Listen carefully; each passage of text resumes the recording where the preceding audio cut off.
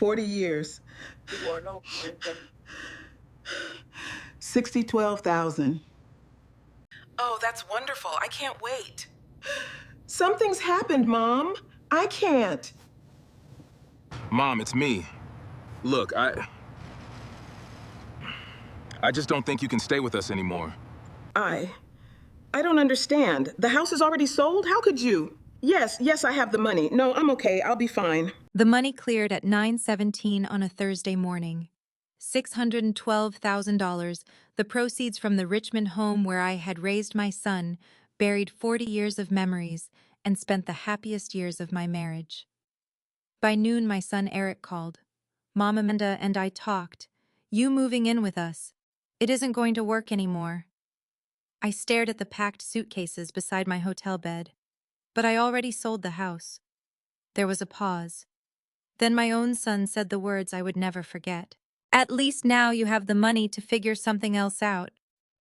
That was when I realized Eric hadn't changed his mind after I sold my home. He had waited until I couldn't go back. Before I tell you what happened next, if you've ever trusted someone you loved and discovered their promise had conditions attached, please like this video and subscribe. And tell me in the comments what would you have done in my place. I'd also love to know where you're watching from and what time it is there. Sometimes it helps to remember that stories like mine are being heard by people far beyond the room where they happened.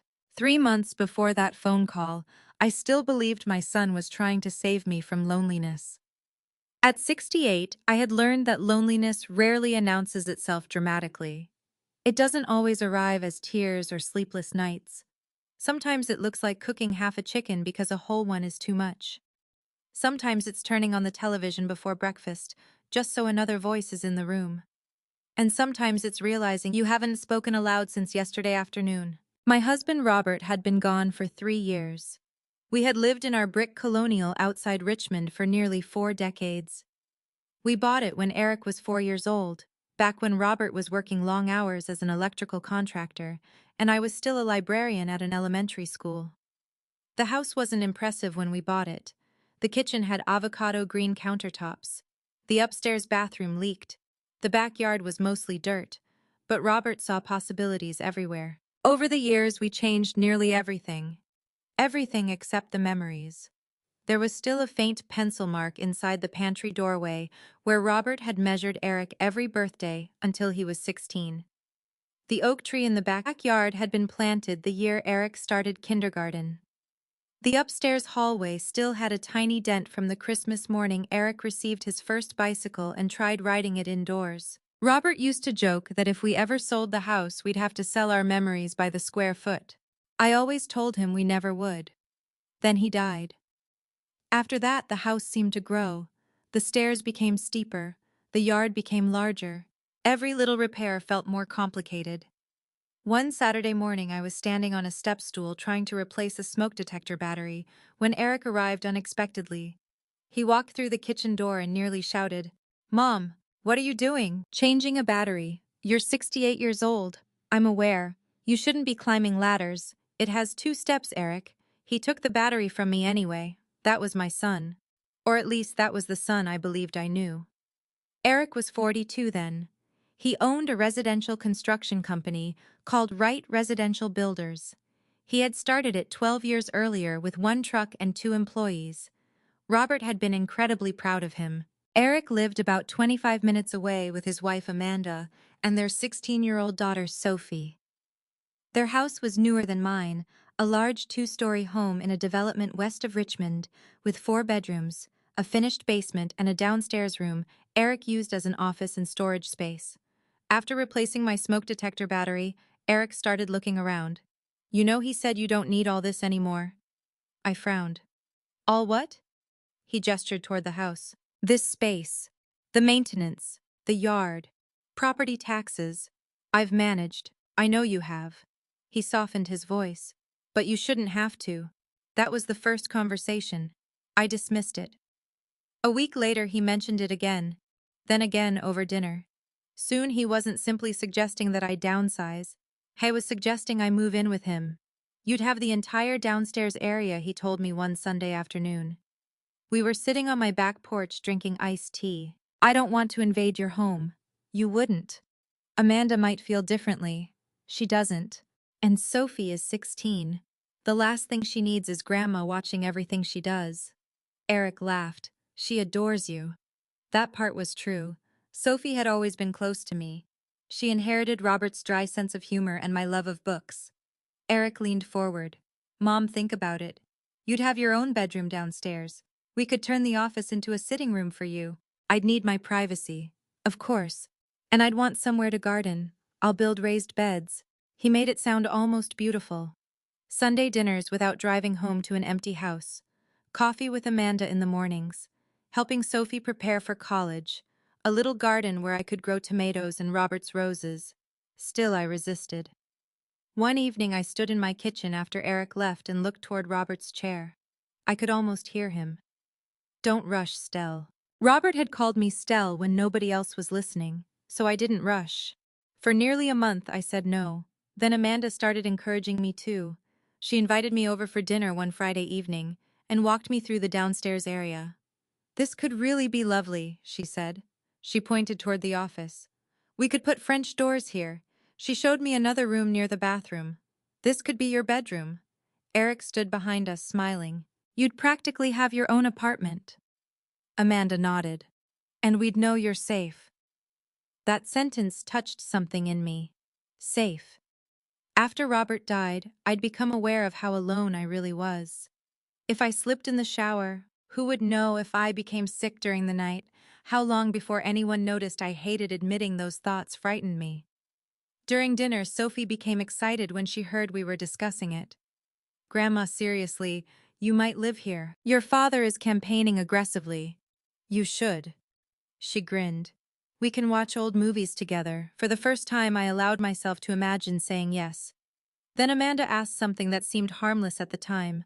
What do you think your house is worth now? I shrugged. I have no idea. Eric looked toward her. Probably quite a bit. Amanda smiled. I was only wondering. Houses in your neighborhood have gone crazy. I didn't think anything of it. Why would I? Families talk about money. Families talk about houses, and I trusted them. A few days later, Eric came over again. We walked through my backyard. Robert's roses were beginning to bloom along the fence. I don't know if I can leave, I admitted. Eric stopped beside me. You're not leaving Dad. I looked at him. Sometimes it feels that way. Dad isn't this building, Mom. His voice became softer. He'd want you with family. That hurt because I believed it. Robert had always worried about me being alone. Eric put an arm around my shoulders. Sell this place. Come live with us. Enjoy your life for once. What happens 5 years from now? What do you mean? What if you get tired of having your mother downstairs? He laughed. Mom, I'm serious. He turned toward me. Then he said the sentence that eventually convinced me to give up the home where I'd spent almost 40 years. You'll never have to worry about where you belong. My home is your home. I searched his face. You promise, I promise. There are promises we hear with our ears, and there are promises we build decisions around. That was the second kind. 2 weeks later, I called a realtor. Her name was Janet Miller, and she had sold several homes in my neighborhood. When she arrived, she spent nearly an hour walking through the property. Then we sat at my kitchen table. She opened her folder and gave me a number that made me blink. That's what you think it's worth, at least. I laughed nervously. Robert would never believe it. Eric happened to call while Janet was still there. I told him the estimated value. There was silence for half a second. Then his voice changed. Not enough for me to question it. Not then. Wow, Mom. I know. That's incredible. I looked around the kitchen. It doesn't feel incredible. What do you mean? It feels like I'm putting a price tag on my life. Eric sighed gently. Don't think about it that way. Then he asked, after commissions and everything, how much would you actually walk away with? I looked at Janet's paperwork. I don't know yet. Ask her. I smiled awkwardly. Eric, she's sitting right here. I'm just curious. So was I. That's what I told myself. That evening after Janet left, I stood alone in the living room. The house was quiet. For the first time in 40 years, I imagined another family living there. Another woman cooking in my kitchen.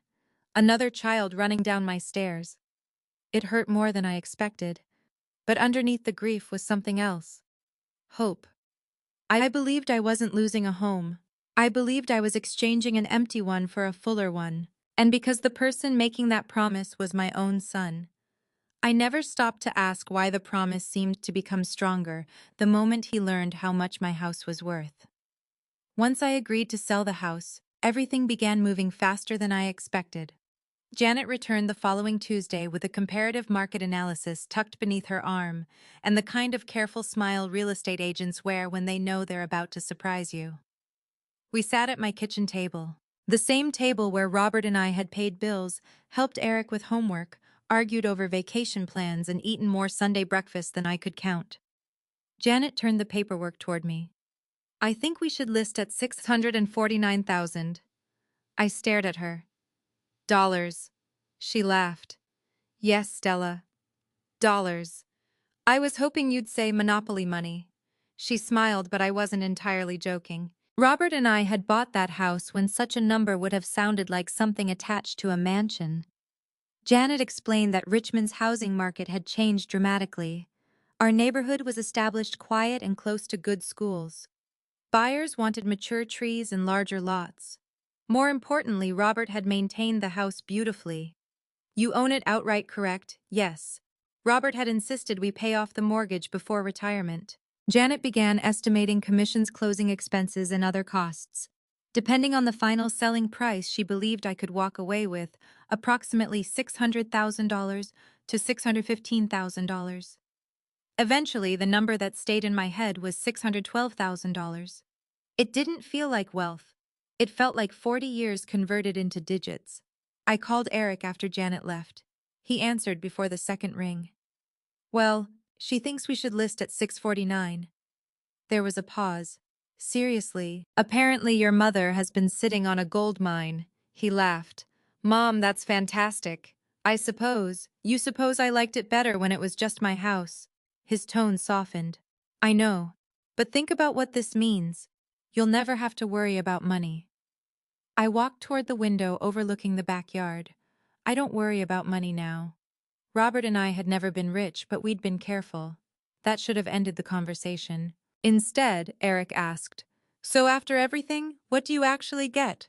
Janet estimates around 612. Another pause. 612,000 approximately. Wow. Then came the first question. Where are you going to put it? I frowned. The money.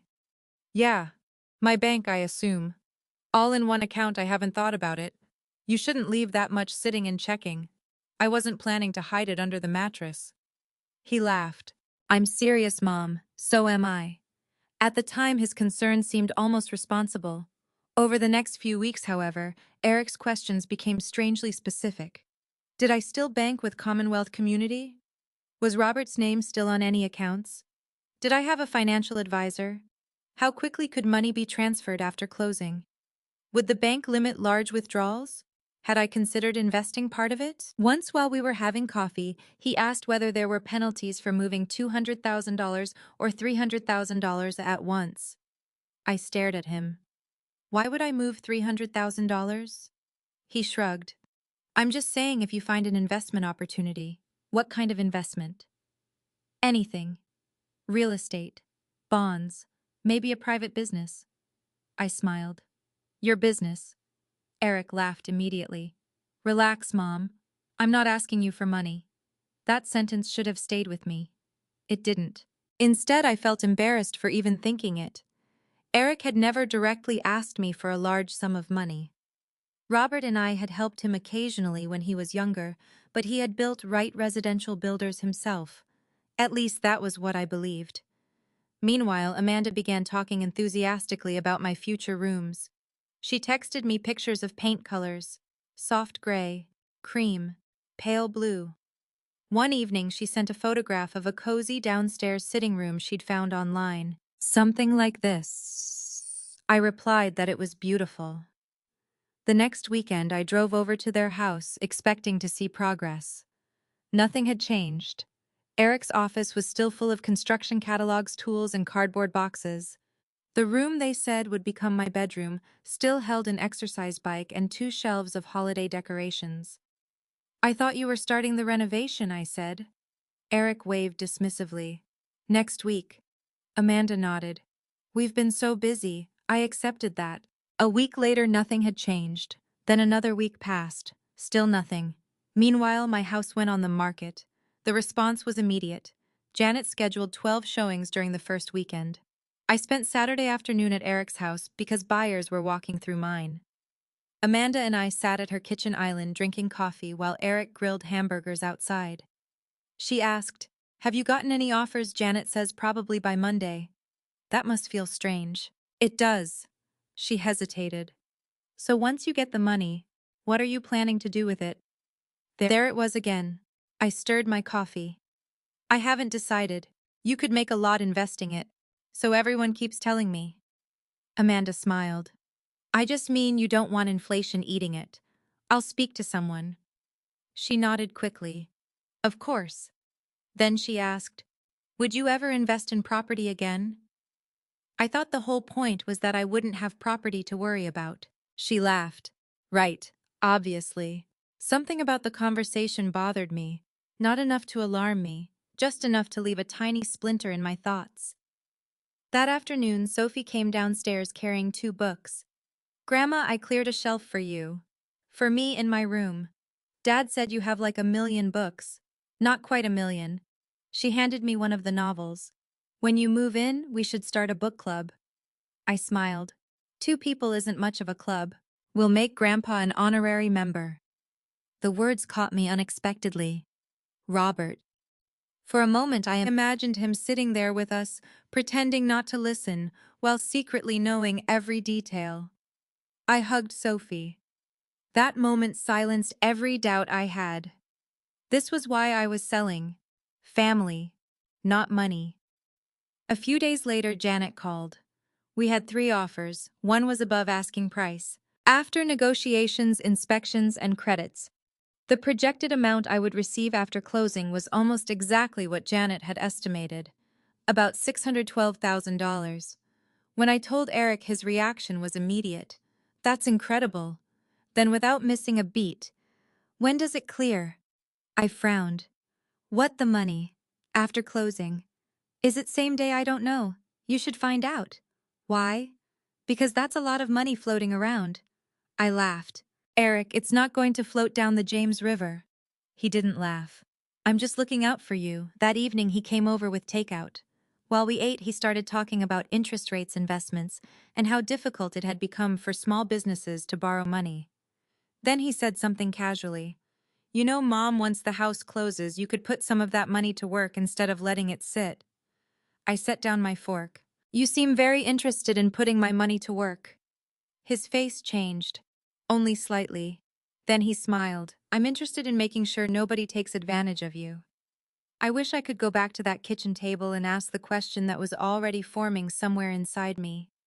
Nobody or you. Instead, I reached across the table and squeezed my son's hand.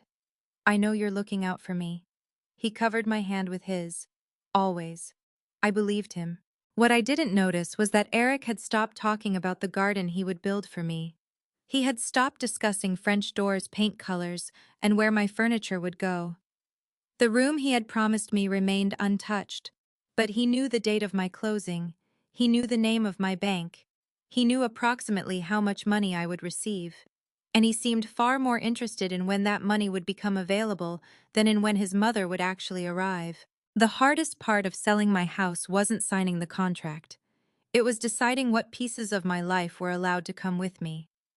40 years creates an astonishing amount of evidence that you existed somewhere.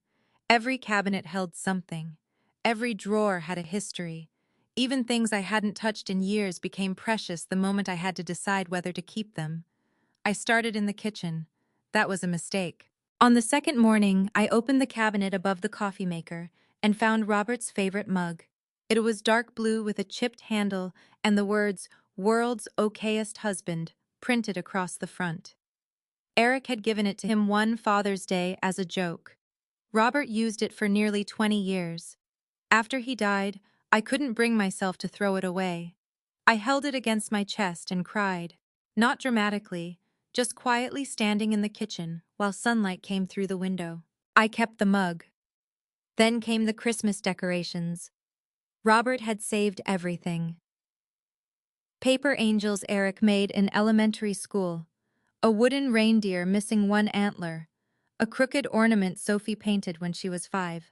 I packed those too. By the third day, boxes covered the dining room. Keep, donate, storage, trash. Those 4 words seemed brutally inadequate for sorting an entire marriage. Eric came by Saturday morning. He walked through the living room looking at the furniture. "You're taking the sofa I was planning to." He frowned. "Where are you going to put it? In my sitting room?" "Mom, we already have furniture. I like this sofa." It was the sofa Robert and I had bought for our 30th anniversary. Eric sat on the arm. "Your downstairs space isn't huge. You'll want it to feel open." I looked around. "What about the dining table? We have one. My bedroom furniture. We've got a guest set." I laughed. "So I'm moving into your house with 3 dresses and a toothbrush. You know what I mean." I did. At least I thought I did. He was trying to make the transition easier. So I began letting things go. The dining table went to a young couple buying their first home. The sofa went to a woman whose apartment had flooded. I donated 2 bookcases to the elementary school where I'd worked for 27 years. When the principal hugged me and promised they'd put a plaque on one of them, I nearly changed my mind. But Eric kept reminding me that his house already had everything. "You don't want to clutter your new space before you even get there." My new space. I repeated those words whenever letting go became painful. One afternoon, I found the pencil marks inside the pantry doorway. Eric's childhood height measurements. Age 6. Age 8. Age 11. Robert's handwriting beside each line. At 16, Eric had written, "taller than Dad." Underneath it, Robert had added, "barely." I sat on the pantry floor and laughed until the laughter became tears. For one irrational moment, I wondered whether I could cut that piece of wood out of the doorway. Instead, I took a photograph. That evening, Eric called. "How's packing slow? Mom closing is in 11 days. "I know. You can't delay now." I didn't say I was delaying. There was a brief silence. "You sounded like you were having second thoughts." "I am allowed to have second thoughts. Of course. But you've signed everything." His voice had an edge I hadn't heard before. "People are counting on this closing." I frowned. "The buyers. That's what I mean." Something about his answer felt strange.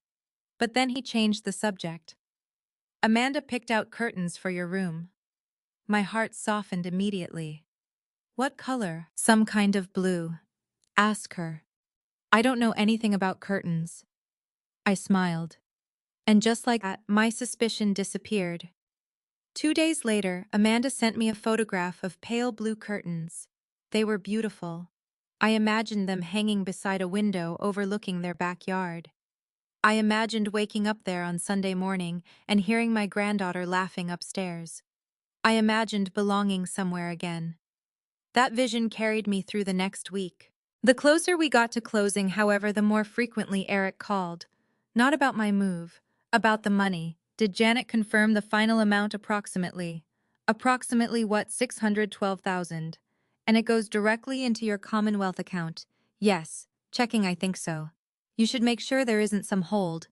"Eric, what, you've asked me about this 3 times." He laughed.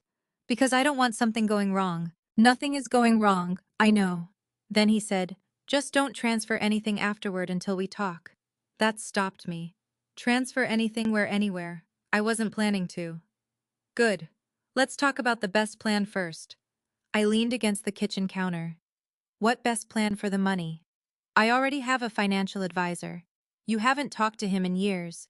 That doesn't make you my financial advisor." He became quiet. Then he chuckled. Okay. Forget I said anything." But I didn't forget. Not completely. The day before closing, my house barely looked like mine. Most of the furniture was gone. Boxes lined the walls. My remaining belongings would go into storage temporarily because Eric told me there had been a plumbing problem downstairs at his house. "Just for a few days," he said. "What happened?" "Pipe behind the wall." Did it flood? Not really. Then why can't I stay there? Because contractors are going to be in and out. That explanation made sense. Eric was a contractor, repairs happened, so I booked a hotel for 3 nights. The movers came that afternoon. When they carried out Robert's old reading chair, I stopped them. Wait. The young man holding one side looked worried. Ma'am, just give me a second. I touched the worn fabric along the armrest. Robert had sat there every evening after dinner. During the final months of his illness, that chair had become the center of our world. I had brought him tea there, read to him there, held his hand there, and one rainy November morning, he had looked at me from that chair and said, "Whatever happens, Stell, don't stop living because I'm gone." I stepped back. Okay. The movers carried it away. That night I slept on a mattress on the bedroom floor. The house echoed around me. No dresser, no lamps, no photographs on the walls. Just boxes, a suitcase, and Robert's framed photograph beside me. I picked it up. He was smiling in the picture. It had been taken at Sophie's 10th birthday party. "You'd better be right about this," I whispered. Of course the photograph didn't answer. I looked around the empty room. "I'm leaving because our son says I'll still have a home." My voice broke on the last word. Home. I had spent weeks telling myself a home wasn't brick and wood. It was people. It was love. It was being wanted. And my son wanted me. Didn't he? The next morning, Eric called before 8. "Big day, I suppose. You ready?" "As ready as I'll ever be." "Good." Then almost as an afterthought, he asked, "What time did the bank say funds would be available?" I closed my eyes. "Eric, I'm about to say goodbye to my house." "I know, Mom." "Then could we talk about something besides money?" Silence. Finally he said, "Of course." I expected him to ask whether I was all right. He didn't.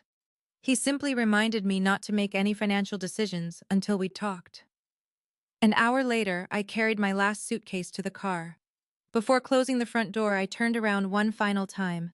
I saw Christmas mornings, birthday cakes, arguments, apologies, Robert dancing badly in the kitchen, Eric running down the stairs, a whole life. Then I pulled the door shut.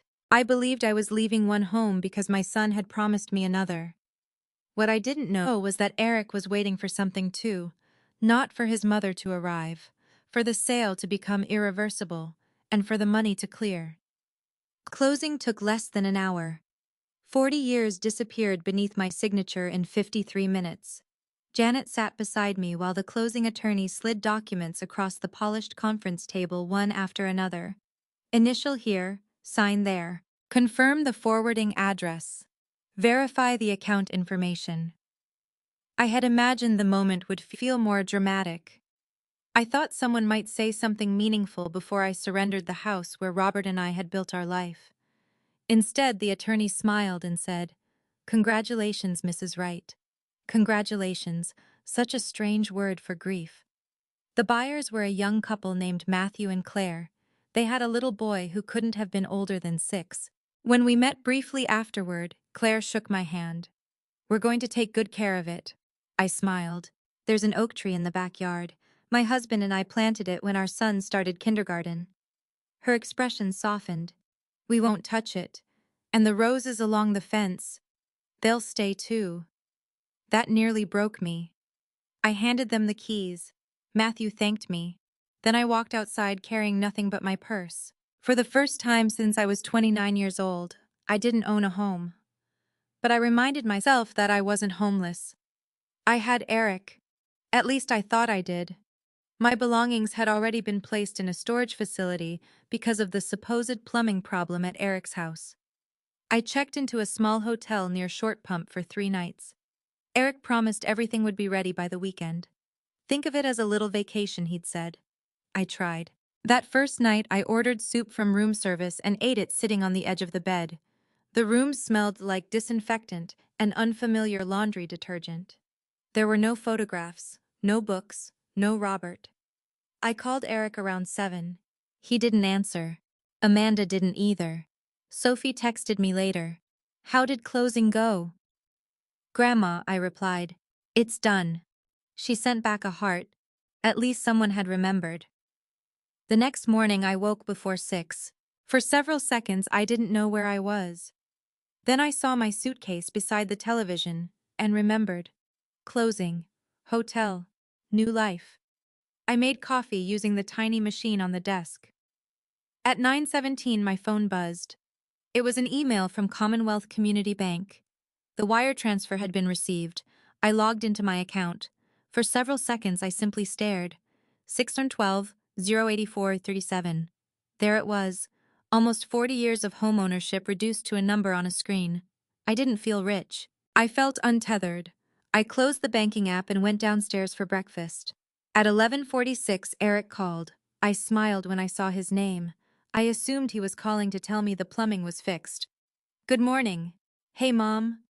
Something in his voice was wrong. Everything okay? Yeah, we need to talk. I set down my coffee. About what? There was a pause. Amanda and I talked last night. I waited. And we've been thinking about the living arrangement. My stomach tightened. What living arrangement, you moving in? I almost laughed. There was only one living arrangement. What about it? Another pause. Then he said it. We don't think it's going to work anymore. For a moment I couldn't understand the sentence. What isn't going to work having you live here permanently? I stared at the hotel wall. You told me I was moving in this weekend. I know. You said the downstairs rooms were mine. I know what I said. You promised me. Mom, please don't make this harder. I stood. Harder, a woman pushing a housekeeping cart past my open doorway, so I closed it. Eric, I sold my house. I know. I gave away furniture because you told me I wouldn't need it. I know. My belongings are in storage because you told me there was a plumbing problem. He exhaled. Amanda's been thinking about privacy. Amanda. Yes. You said Amanda wanted me there. She thought she did. I gripped the phone. And now she feels like we'd all be on top of each other.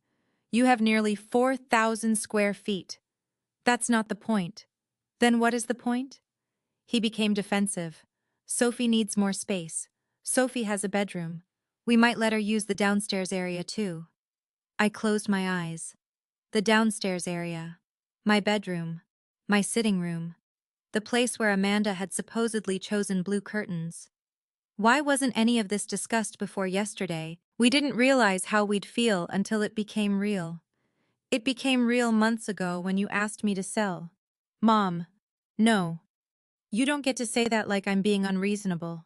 My voice trembled. You stood in my backyard and promised me your home was my home. I shouldn't have said it that way. I couldn't breathe for a moment. Where am I supposed to go? You have options. My things are in storage, temporarily. My house belongs to somebody else. You can buy another place. The casualness of it stunned me. Buy another place? Yes. After I just sold the one I loved because you told me I could live with you. His silence lasted several seconds. Then he said the words that changed something inside me forever. You've got over $600,000 now. You're not exactly helpless. I sat down slowly. There it was. The money. Not my fear. Not my grief. Not the promise. The money. At least now, he continued, you have the money to figure something else out. My throat tightened. When did you decide this last night? After the closing, Mom. Answer me. Yes. And when did you know the money had cleared? Silence. Eric. You told me it should clear this morning. I hadn't told him that. The closing attorney had mentioned it while Eric was on speakerphone the previous afternoon. He had remembered. Of course he had. Suddenly every question from the past month came rushing back. What bank? What account? How much? When would it clear? Could large amounts be transferred? I felt cold. You waited. What you waited until I couldn't undo the sale. That isn't fair. Isn't it? No. Then why didn't you tell me before closing? Because we hadn't decided. I didn't believe him. Not anymore. Then his tone softened.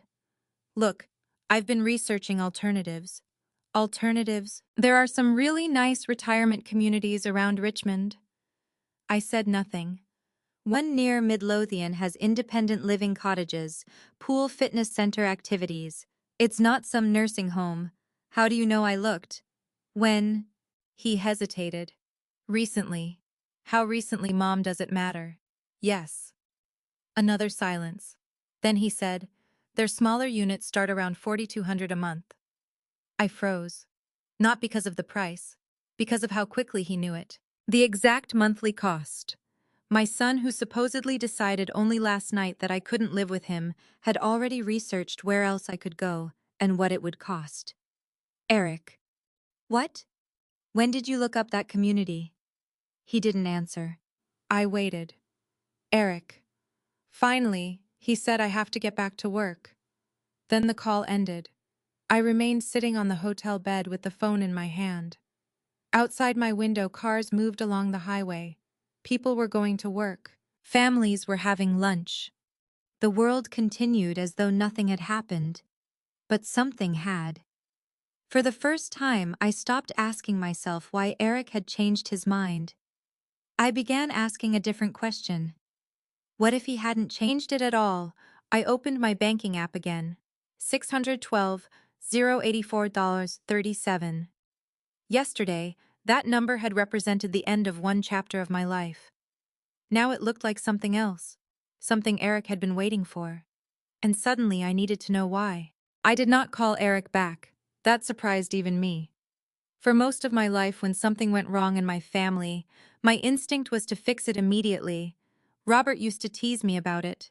You can't shelve people like library books, Stell, he'd say. Sometimes you have to let them sit crooked for a while. That morning, sitting in a hotel room with nowhere permanent to go, I finally understood what he meant.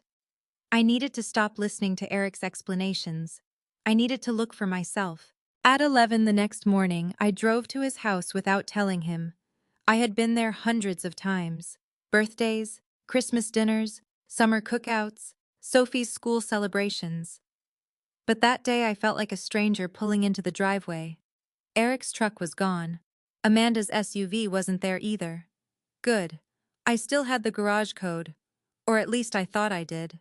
I entered the 4 digits. Nothing. I tried again. The keypad flashed red. For a moment I simply stood there. They had changed the code. Maybe that shouldn't have hurt. After all, people changed security codes. But the timing felt cruel. I walked around to the front door and rang the bell. No answer. I rang again. Then I heard footsteps. The door opened. Sophie stood there wearing sweatpants and one of her father's oversized t-shirts. Grandma. Her face brightened. What are you doing here? I thought you were at school. Teacher workday. She stepped aside. Come in. I hesitated. Are your parents home? Mom went to meet Aunt Lisa and Dad's at a job site. I entered. Everything looked exactly as it had 2 weeks earlier. That was the first thing I noticed. Nothing appeared disrupted by construction. No plastic sheeting, no tools, no smell of fresh drywall, no evidence of the plumbing disaster that had supposedly prevented me from moving in. Sophie headed toward the kitchen. Do you want coffee? No, sweetheart. I followed her. Did your dad have some plumbing work done downstairs? She turned. Plumbing. Yes. A pipe behind the wall. She frowned. I don't think so. My heart began beating faster. Maybe you didn't notice. Dad complains about everything that breaks in this house. I would have noticed. I tried to smile. Would you mind if I looked downstairs? Sure. We walked down the hallway. Each step felt heavier. Eric's office door was open. I stopped. The room looked exactly the same as the last time I had seen it. Construction catalogs covered the desk. Cardboard boxes were stacked beside the wall. A toolbox sat beneath the window. No French doors, no new paint, no blue curtains, nothing. I walked toward the room that was supposed to become my bedroom.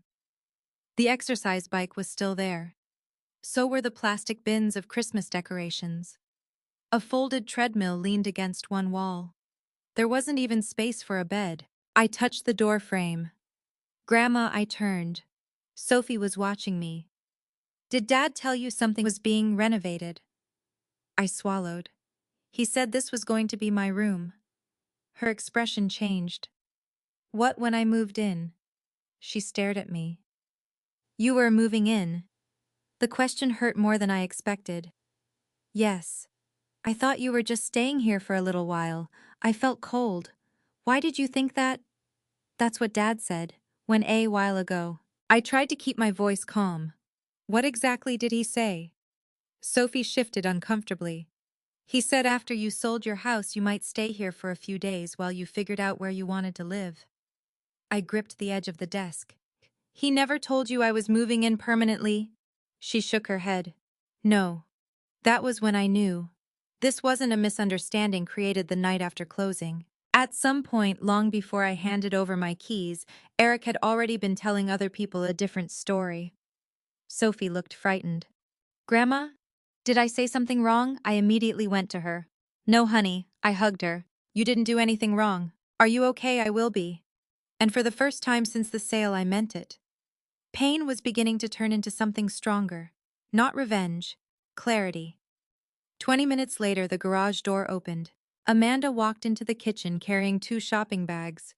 She froze when she saw me. Stella. Hello, Amanda. Her eyes moved toward Sophie. I thought you had plans today. I canceled them. Amanda set the bags down. Can we talk? Yes.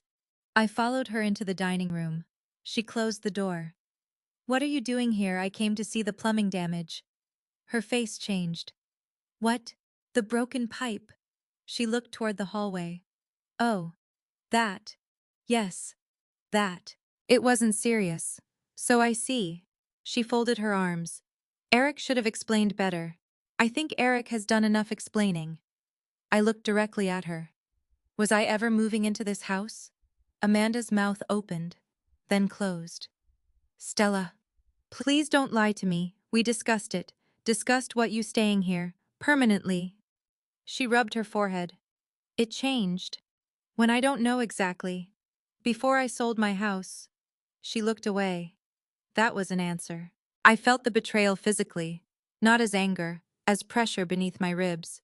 You let me sell my furniture. I didn't know you were doing that. You sent me curtain pictures. I was trying to be supportive. Supportive of what Amanda's voice sharpened. This isn't all my fault. I didn't say it was. Eric said you wanted to downsize anyway. I did not want to become homeless.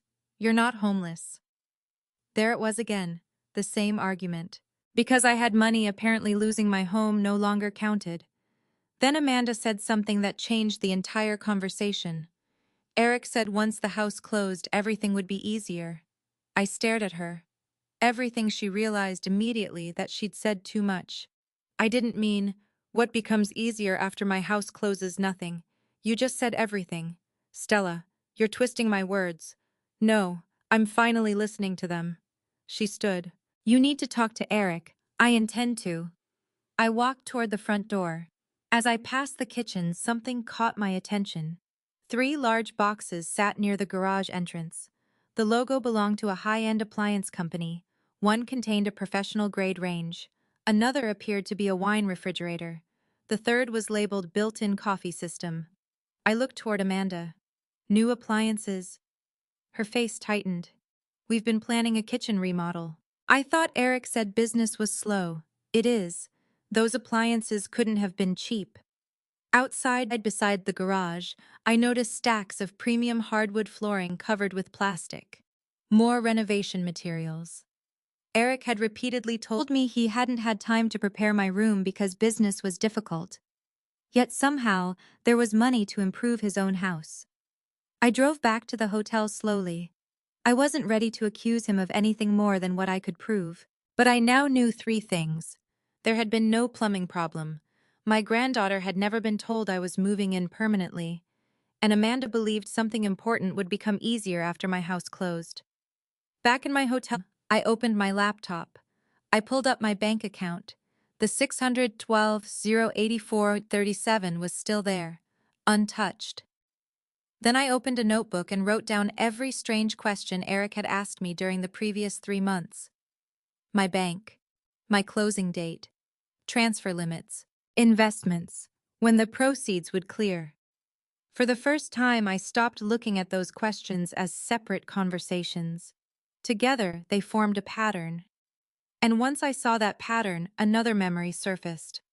Months earlier, Eric had sent me an email by mistake. Something about financing. I had barely looked at it. At the time, I assumed it was construction paperwork. Now I wondered if I'd been wrong. I opened my email account and typed my son's name into the search bar. Hundreds of messages appeared. I began scrolling backward.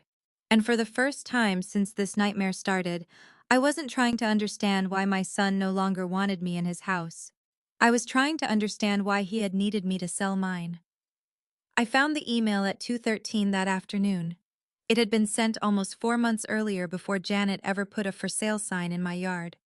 The subject line meant nothing to me at first. Recapital Restructuring Preliminary. I remembered receiving it because Eric had called less than 10 minutes later.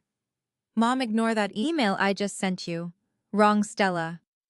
At the time I had laughed. How many Stellas do you know? One too many apparently.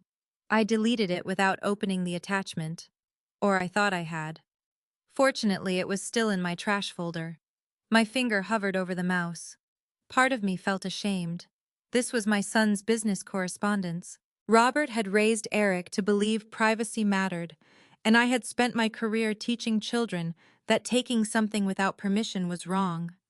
But Eric had sent the email to me, and now I was sitting in a hotel because I'd trusted him. I opened it. There was almost no message. Please review updated preliminary figures. Family capital component should resolve liquidity concerns before final underwriting. Below that was Eric's signature. Wright Residential Builders. Attached was a PDF. I clicked. The first page contained company information I didn't understand: projected revenue, outstanding receivables, equipment values, liabilities. I scrolled. Page 2, page 3. Then I saw it. Proposed capital structure. Several lines appeared beneath it. Existing business assets. Owner contribution. Refinanced equipment. And then expected family capital contribution, $250,000. I read it 3 times. $250,000. Family capital. My mouth went dry. Maybe it wasn't me. Eric could have another source. Amanda's parents were alive. Perhaps they were investing. Maybe another relative had money. I desperately wanted an innocent explanation. So I did something I should have done months earlier. I called my accountant. His name was Thomas Green, and he had handled our taxes since before Eric graduated from high school. Stella, he said warmly. How are you? For a moment I nearly lied. Then I said, Tom, I need your help understanding something. I explained the house sale first, then Eric's promise, then the phone call after closing. Tom remained quiet. When I finished, he asked, Have you given Eric any money? No. Loaned him anything? No. Signed anything? No. Good. The seriousness in his voice frightened me. I found a financing proposal. I continued. It mentions an expected family capital contribution of $250,000. Tom was silent. Do you know anything about Eric's business? I know what you know from his tax returns years ago. I don't handle his company. Can you tell whether he's in trouble? Not without records. I hesitated. Could you help me find out what's publicly available? Yes. He asked me to forward the document. An hour later, he called back. Stella, this isn't proof of fraud or anything criminal. I didn't ask if it was. I know. I'm being careful. So what is it? A financing proposal. It appears Eric was seeking enough capital to stabilize business operations and restructure some debt. Why would he need that cash flow? I didn't understand. Tom explained patiently. A construction company could appear successful while still running short of cash. Materials had to be purchased before customers paid. Subcontractors needed deposits. Projects could exceed estimates. A delayed payment from one large client could affect several jobs. So his company could be busy and still be in trouble. Absolutely. I thought about Eric repeatedly saying business was slow. Can you find anything else? I made a few calls. Tom paused. I don't want to repeat rumors as facts. Tell me. 2 projects reportedly went significantly over budget last year, and a commercial client has been withholding final payment because of a dispute. How much I don't know. My stomach tightened. Anything else? There are indications Eric personally guaranteed portions of his business debt. I sat down. What does that mean? If the company can't meet certain obligations, creditors may be able to pursue him personally, depending on the agreements. I looked around the hotel room, the suitcase, the unfamiliar furniture, the little coffee machine. Suddenly, Eric's behavior looked different. He hadn't been asking casual questions. He had been calculating. How long would he have known? Known what? That he needed money. Tom sighed. Stella, the proposal you sent me is dated 4 months ago, 4 months. Before my house was listed, before the realtor, before the appraisal, before I had agreed to sell. I looked again at this document. Expected family capital contribution, $250,000. Tom, could a lender count that money if the family member hadn't agreed? Not ultimately. They would need documentation before finalizing financing. But could he mention it during preliminary discussions? He could describe an anticipated contribution. Anticipated. I felt sick. Don't move any money, Tom said. I wasn't planning to. And don't sign anything Eric brings you until someone independent reviews it. Tom. Yes. Do you think my son convinced me to sell my house because he wanted my money? He didn't answer immediately. I think you need to ask him what that line means. After we hung up, I sat motionless. Then memories began returning. Not dramatically, one sentence at a time. You don't need all this anymore. Think about what the sale means. Where will the money go? How quickly does it clear? Could you transfer 2 or 300,000? You could put some of it to work. Each question had seemed harmless alone. Together they told a different story. I opened the financing proposal again. This time I studied the date carefully. Eric had sent it to me 17 days before the afternoon he first suggested I sell my house. 17 days. I covered my mouth. That was the moment suspicion became something harder. Not proof, but chronology. My son had known he needed $250,000 before he began telling me that my home was too large.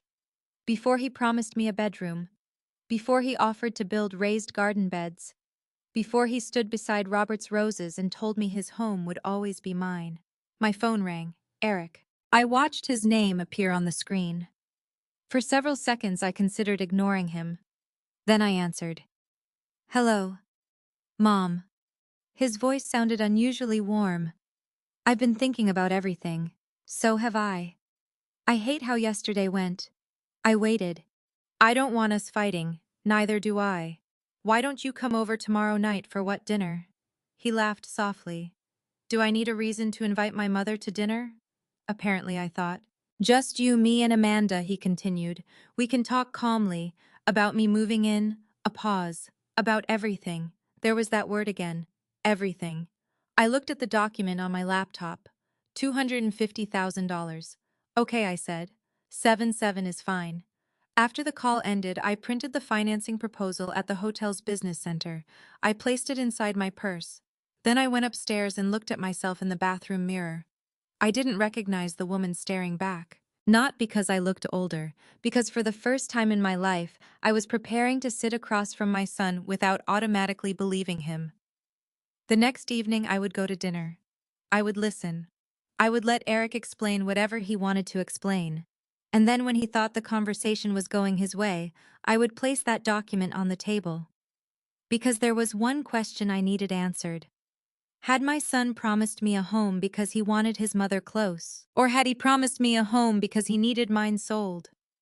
Eric opened the door before I had time to ring the bell. Mom. He smiled and stepped forward to hug me. For half a second, instinct took over.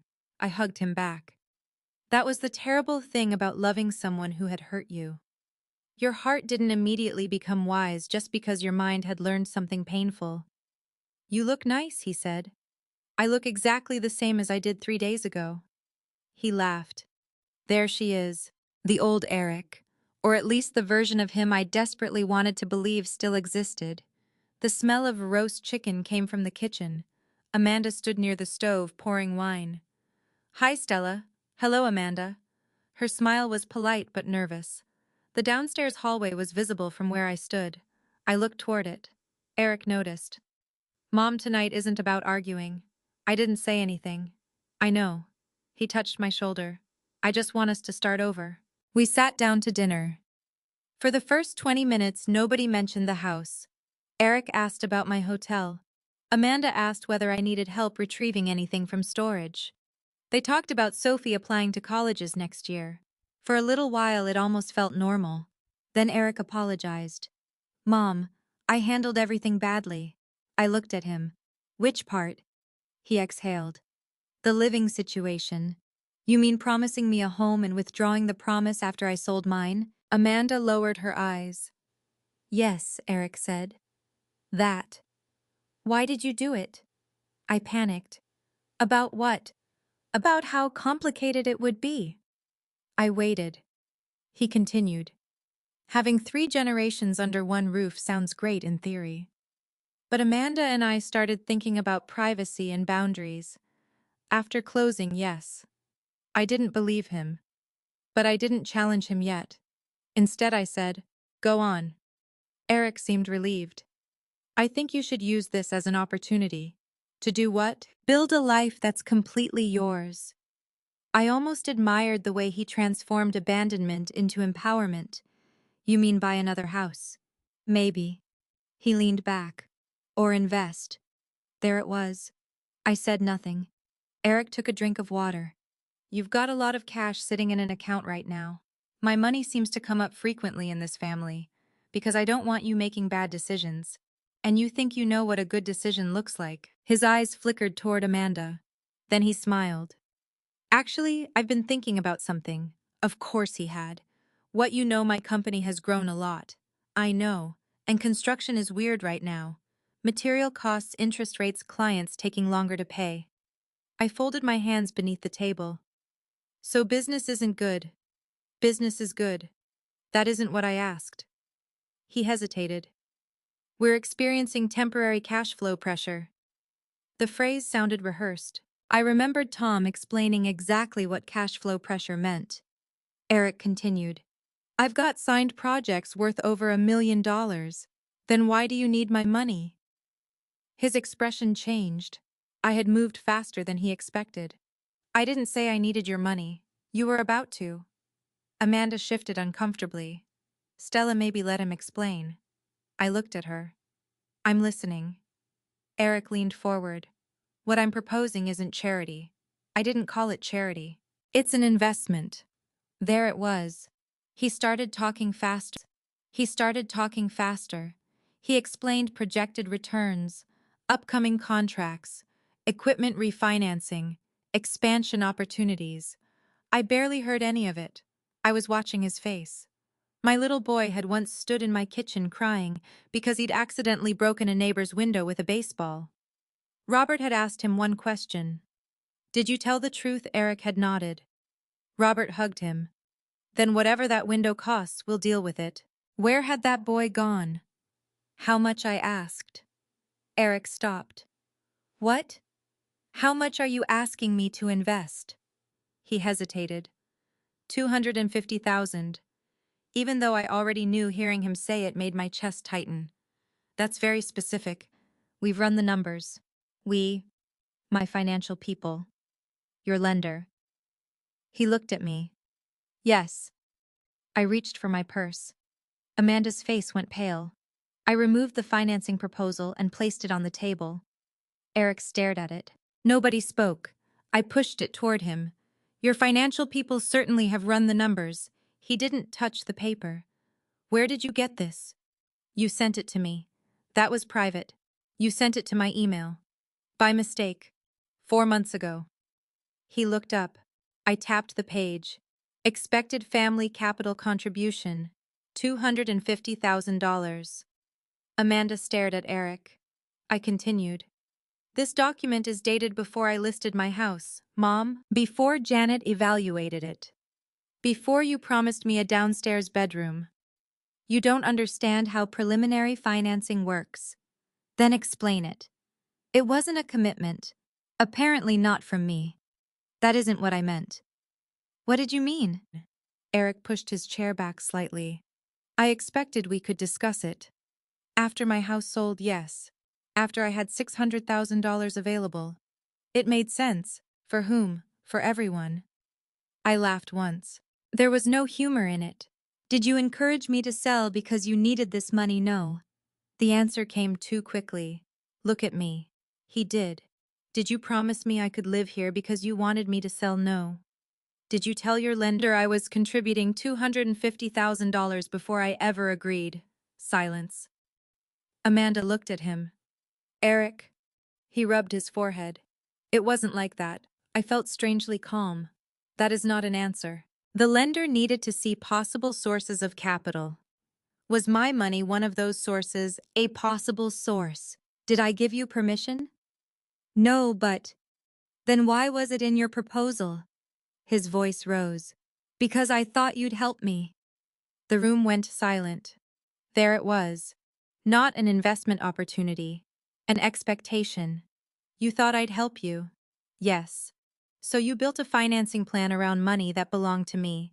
I built a preliminary plan, before I agreed to sell. You were living alone in a house you didn't need, Amanda whispered Eric, but he was angry now. You were always going to have to downsize eventually. I stared at him. Was I? I'm saying it made financial sense. And once I sold, you had liquidity. The word hit me harder than any insult. Liquidity. Not freedom. Not security. Not the proceeds from the home where I'd buried 40 years of memories. Liquidity. I stood. Did you tell your lender my money was coming? Eric looked away. I waited. Answer me. He didn't. Amanda's eyes filled with tears. Eric, answer her. Finally, he said quietly, I told them family capital was expected. My throat tightened. Before you asked me? Yes. The word was barely audible. I picked up my purse. Eric stood. Mom, wait. No. I'm not stealing from you. I didn't say you were. Then don't act like I'm some criminal. I turned toward him. You made a promise about where I would live while privately making plans for money I hadn't agreed to give you. Then the moment my house was gone and the money became available, suddenly there was no room for me. That isn't what happened. Then what happened? He had no answer. I looked at Amanda. She was crying now, but I couldn't comfort her. Not yet. At the front door, Eric called after me. If you don't help, this could destroy everything I've built. I stopped. That was the first completely honest sentence he'd spoken all evening. I turned around. So that's what this is really about. His face collapsed. For a moment he looked frightened rather than angry. And I finally understood the size of the problem. My son hadn't merely hoped I might invest in his company. He had already built his company's survival around the assumption that I would. I walked outside without answering. As I drove back toward the hotel, one question stayed with me. If Eric's lender had been counting on my $250,000 before I even knew they wanted it, who else had he told that my money was coming? I would get the answer sooner than I expected. And it would come from Amanda. Amanda called me the next morning at 7:08. I was awake but still in bed, staring at the hotel ceiling and replaying dinner in my mind. When I saw her name, I almost let the call go to voicemail. Then I answered. Hello, Stella, it's me. I know. Her voice sounded exhausted. Can we talk? We talked last night. Not with Eric there. That caught my attention. I sat up. What do you want to tell me? She was quiet for several seconds. I think there are things you need to know. I closed my eyes. Then tell me. Not over the phone. We agreed to meet at a small coffee shop near Glen Allen. Amanda was already sitting in a corner booth when I arrived 40 minutes later. She looked different from the woman who had sat across from me at dinner. No makeup, hair pulled into a loose ponytail, dark circles beneath her eyes. There was a cup of coffee in front of her untouched. I sat down. Where's Eric at work? Does he know you're here? No. That told me how serious this was. Amanda wrapped both hands around her cup. I need to apologize. For what? For believing things I should have questioned. I waited. She looked directly at me. I knew Eric was hoping you would invest in the company. My stomach tightened. How long? A few months. Before I sold the house. Yes. The answer hurt even though I expected it. Did you know about the $250,000? She nodded. Not the exact amount at first. Later, yes. I leaned back. And you never thought to mention that while helping me choose imaginary curtains? Her face crumpled. I thought you knew. What I thought you had agreed. For a moment I couldn't speak. Amanda continued quickly. Eric told me you wanted to sell the house because it was too much for you. He said you were tired of maintaining it and wanted something smaller. He told me I would live with you. I know that now. No, Amanda. He promised it. She looked down. He told me something different. What, that you'd probably stay with us briefly after closing while you looked for a condo or retirement community. That matched what Sophie had said. I felt a cold anger settle inside me. And the investment. He said you wanted to help him. I never said that. I understand. No. I need you to understand exactly. Eric never asked me for $250,000 until last night. She covered her mouth. Oh God. What did he tell you that you'd discussed it months ago? I stared at her. He said you didn't want anything formal until after the house sold because you were worried about taxes and paperwork. I almost laughed. Not because anything was funny, because the lie was so detailed. So while I believed I was selling my home to move in with my son, you believed I was selling it partly to invest in his company. Amanda nodded. And Eric stood between us, telling each of us whatever he needed us to believe. Tears filled her eyes. Yes. I wanted to be furious with her. Part of me was. Amanda had asked about my home's value. She had talked about investing.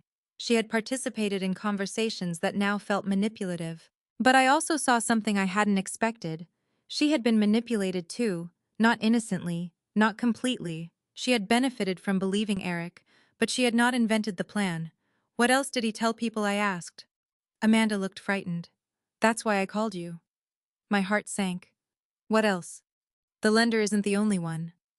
She explained that Eric had spent months reassuring employees and suppliers that new financing was coming. When a subcontractor threatened to stop work over unpaid invoices, Eric told him the company had additional capital lined up. When Amanda questioned whether they should postpone their kitchen renovation, Eric told her not to worry. Family money is coming in. I stared at her.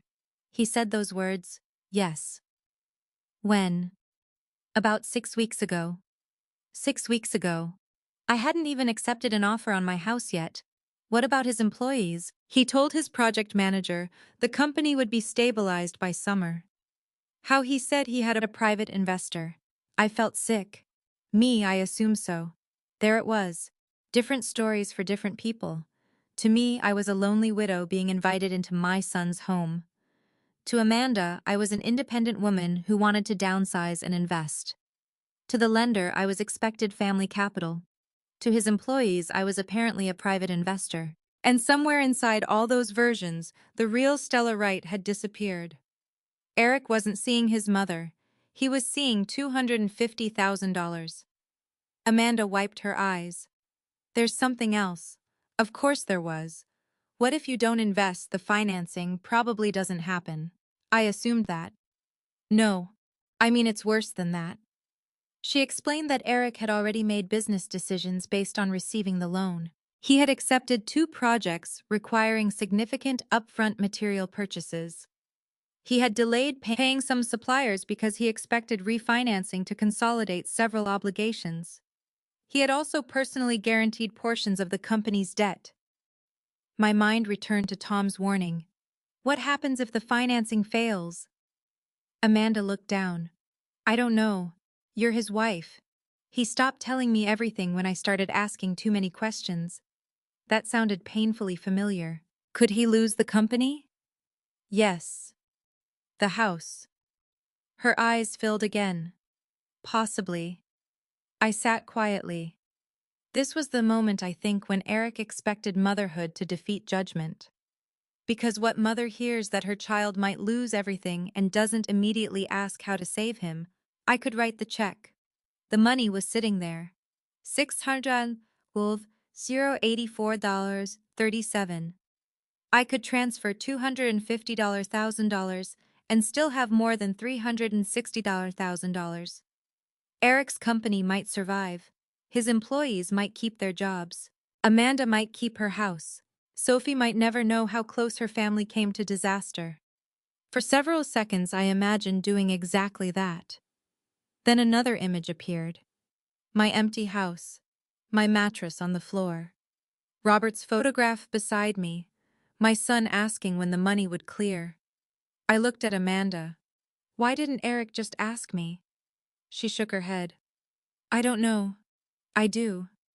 She looked up. Because he knew I might say no. The truth settled between us. Eric hadn't wanted a conversation. He wanted inevitability. If I still owned my home, I could say I don't have that kind of cash available. But once the house was sold, the money would be visible. Liquid. Easy to describe as excess. And if I were already depending on Eric for somewhere to live, perhaps he believed I'd be easier to persuade. Except something had changed. Maybe once the sale became final, he realized having me under his roof would mean I could see the panic. The phone calls, the bills, the pressure. Perhaps it was easier to take my money if I wasn't close enough to watch where it went. Amanda reached across the table. I pulled my hand back. I'm sorry, she whispered. I believe you're sorry. She nodded, tears falling. But that doesn't make you innocent. I know. You were willing to believe I should sell my home because it made your family's life easier. She closed her eyes. Yes. I stood. Thank you for telling me. What are you going to do? I don't know yet. Are you going to give him the money? I looked at her. I said I don't know. But walking back to my car, I realized that wasn't entirely true. I knew one thing. Before I gave Eric a single dollar, I needed to understand exactly what I was risking. And suddenly I remembered something Robert had done years earlier. Shortly before his health declined, he had insisted we meet with our estate attorney, Margaret Collins. There had been documents, trusts, instructions, things I had allowed Robert to manage because I trusted him completely.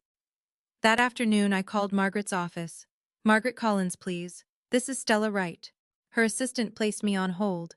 A moment later, Margaret answered. Stella. It's been a while. Yes. Is everything all right? I looked through the windshield at the traffic moving along Broad Street. No, I said. My son wants me to invest $250,000 in his company. There was a long silence. Then Margaret said something I did not expect. Stella, before you do anything, you need to come see me. Why another pause? Because Robert left instructions for exactly this kind of situation.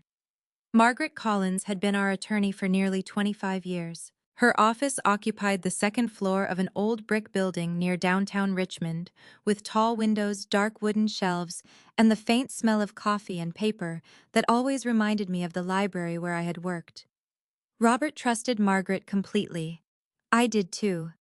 But as I sat across from her the following afternoon, I realized there were things my husband had trusted her to know that he had never fully explained to me. Margaret was 71 now.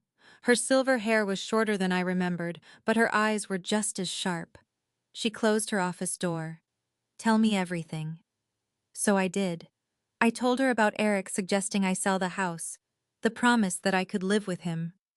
Amanda's imaginary curtains, the closing, the $612,000, the phone call afterward, the non-existent plumbing problem, the financing proposal, the $250,000 family contribution, and finally, Amanda's confession that Eric had already been telling people my money was coming. Margaret barely interrupted. When I finished, she removed her glasses and placed them on the desk. Have you signed anything Eric gave you? No. You number promised anything in writing, number transferred money, not a penny. Good. I almost laughed. You're the second person who said that. Who's the first, Tom Green? Margaret nodded approvingly. Then Tom and I agree on something. She stood. Give me a moment. She walked toward a tall filing cabinet at the back of her office. Instead of opening it, she unlocked a smaller cabinet beside it. She removed a thick cream-colored envelope. My name was written across the front. Stella Wright. Underneath it in Robert's handwriting were 5 words. If she ever needs this. I stopped breathing. That's Robert's handwriting. I know. When did he give you that 7 years ago? 7 years. Robert had still been healthy then. What is it? Margaret returned to the desk, but did not immediately hand it to me. Do you remember when Eric's company had trouble with the West Bridge development? I thought back. Vaguely. Eric had been younger then, still trying to establish himself. One of his first big projects. Yes, he underestimated costs badly. I remember Robert helping him. Margaret nodded. Robert loaned him $40,000. I stared at her. 40. You didn't know the amount. I thought it was 15. Margaret's expression told me she hadn't expected that. Eric repaid most of it eventually. Robert forgave the remainder. I leaned back. Why didn't he tell me? I can't answer that. But I could. Robert had been protecting me. Or protecting Eric from my disappointment. Probably both. Margaret slid the envelope toward me. After that happened, Robert came here alone. Why? He was worried. About Eric. About a pattern. My fingers rested on the envelope. What pattern? Margaret chose her words carefully. Robert believed Eric was hardworking and talented. He was proud of him. But he also believed that when Eric became frightened financially, he stopped distinguishing between what family could do and what family should do. I looked down. That sounded exactly like Robert. Gentle, precise, never cruel. Margaret continued. Robert said Eric had begun assuming his parents would protect him from the consequences of business decisions because you always had. My eyes burned. We were his parents. Yes. And Robert loved helping him. He did. Margaret leaned forward, but he began wondering whether some of that help was actually hurting him. The room became very quiet. I opened the envelope. Inside was a letter. 6 handwritten pages. Robert's handwriting became shakier toward the end, though this had been years before his final illness. The first line broke me. My Stell. If Margaret is giving you this, then someone you love is probably asking you to risk more than your heart wants to admit. I pressed my fingers to my lips. Margaret quietly stood. I'll give you privacy. No. My voice cracked. Please stay. She sat again. I continued reading. Robert wrote about Eric. Not angrily, not accusingly. He wrote about the little boy who used to dismantle radios just to understand how they worked. The teenager who shoveled snow from neighbors' driveways without being asked. The young man who started a construction company because he wanted to build something carrying his own name. Then the letter changed. Robert described the Westbridge loan. Eric had come to him terrified. If the company failed, employees would lose jobs. His reputation would be ruined. Amanda would lose faith in him. Robert had given him the money. But afterward, Eric hadn't become more cautious. He had become more confident that another rescue would always exist. Then I reached a paragraph that made me stop. Stell, our son, loves us. I believe that with everything in me. But love does not prevent fear from making people selfish. If Eric ever asks you to risk your home, your retirement, or the security we spent our lives building, please remember this. Helping him does not require becoming his safety net. Tears fell onto the paper. I could almost hear Robert saying the words. I continued. If you save him from every consequence, he may never learn that a consequence is sometimes the thing that saves a man. I closed my eyes. For 3 years I had wanted one more conversation with my husband, one more cup of coffee, one more ordinary evening, and somehow sitting in Margaret's office he was speaking to me again, not from beyond the grave, from the wisdom of a man who knew his family well enough to prepare for a day he hoped would never come. There is more, Margaret said softly. I looked up. More. The letter is only part of what Robert arranged. She opened a folder. Several years before his death, Robert restructured portions of your estate. I remember signing trust documents. You did. I never understood all of them. Robert did. That didn't surprise me. Robert had spent his life thinking 10 years ahead. Margaret turned several pages toward me. He wanted to make sure that if anything happened to him, you could never be pressured into risking everything because someone convinced you that you had no alternative. What did he do? He placed certain investment assets into a protective marital trust. I stared at her. What investment assets? Accounts, securities, and proceeds connected to the sale of a business interest Robert held years ago. I frowned. His electrical company, not exactly. A minority interest he retained after selling his share to his partner. I had known there was some money from that sale. I hadn't known it was significant. How much are we talking about? Margaret closed the folder. We'll get to that. Something in her tone made my heart beat faster. Why didn't Robert tell me? He did legally. You signed the documents. But he deliberately avoided emphasizing the total value. That sounds like Robert.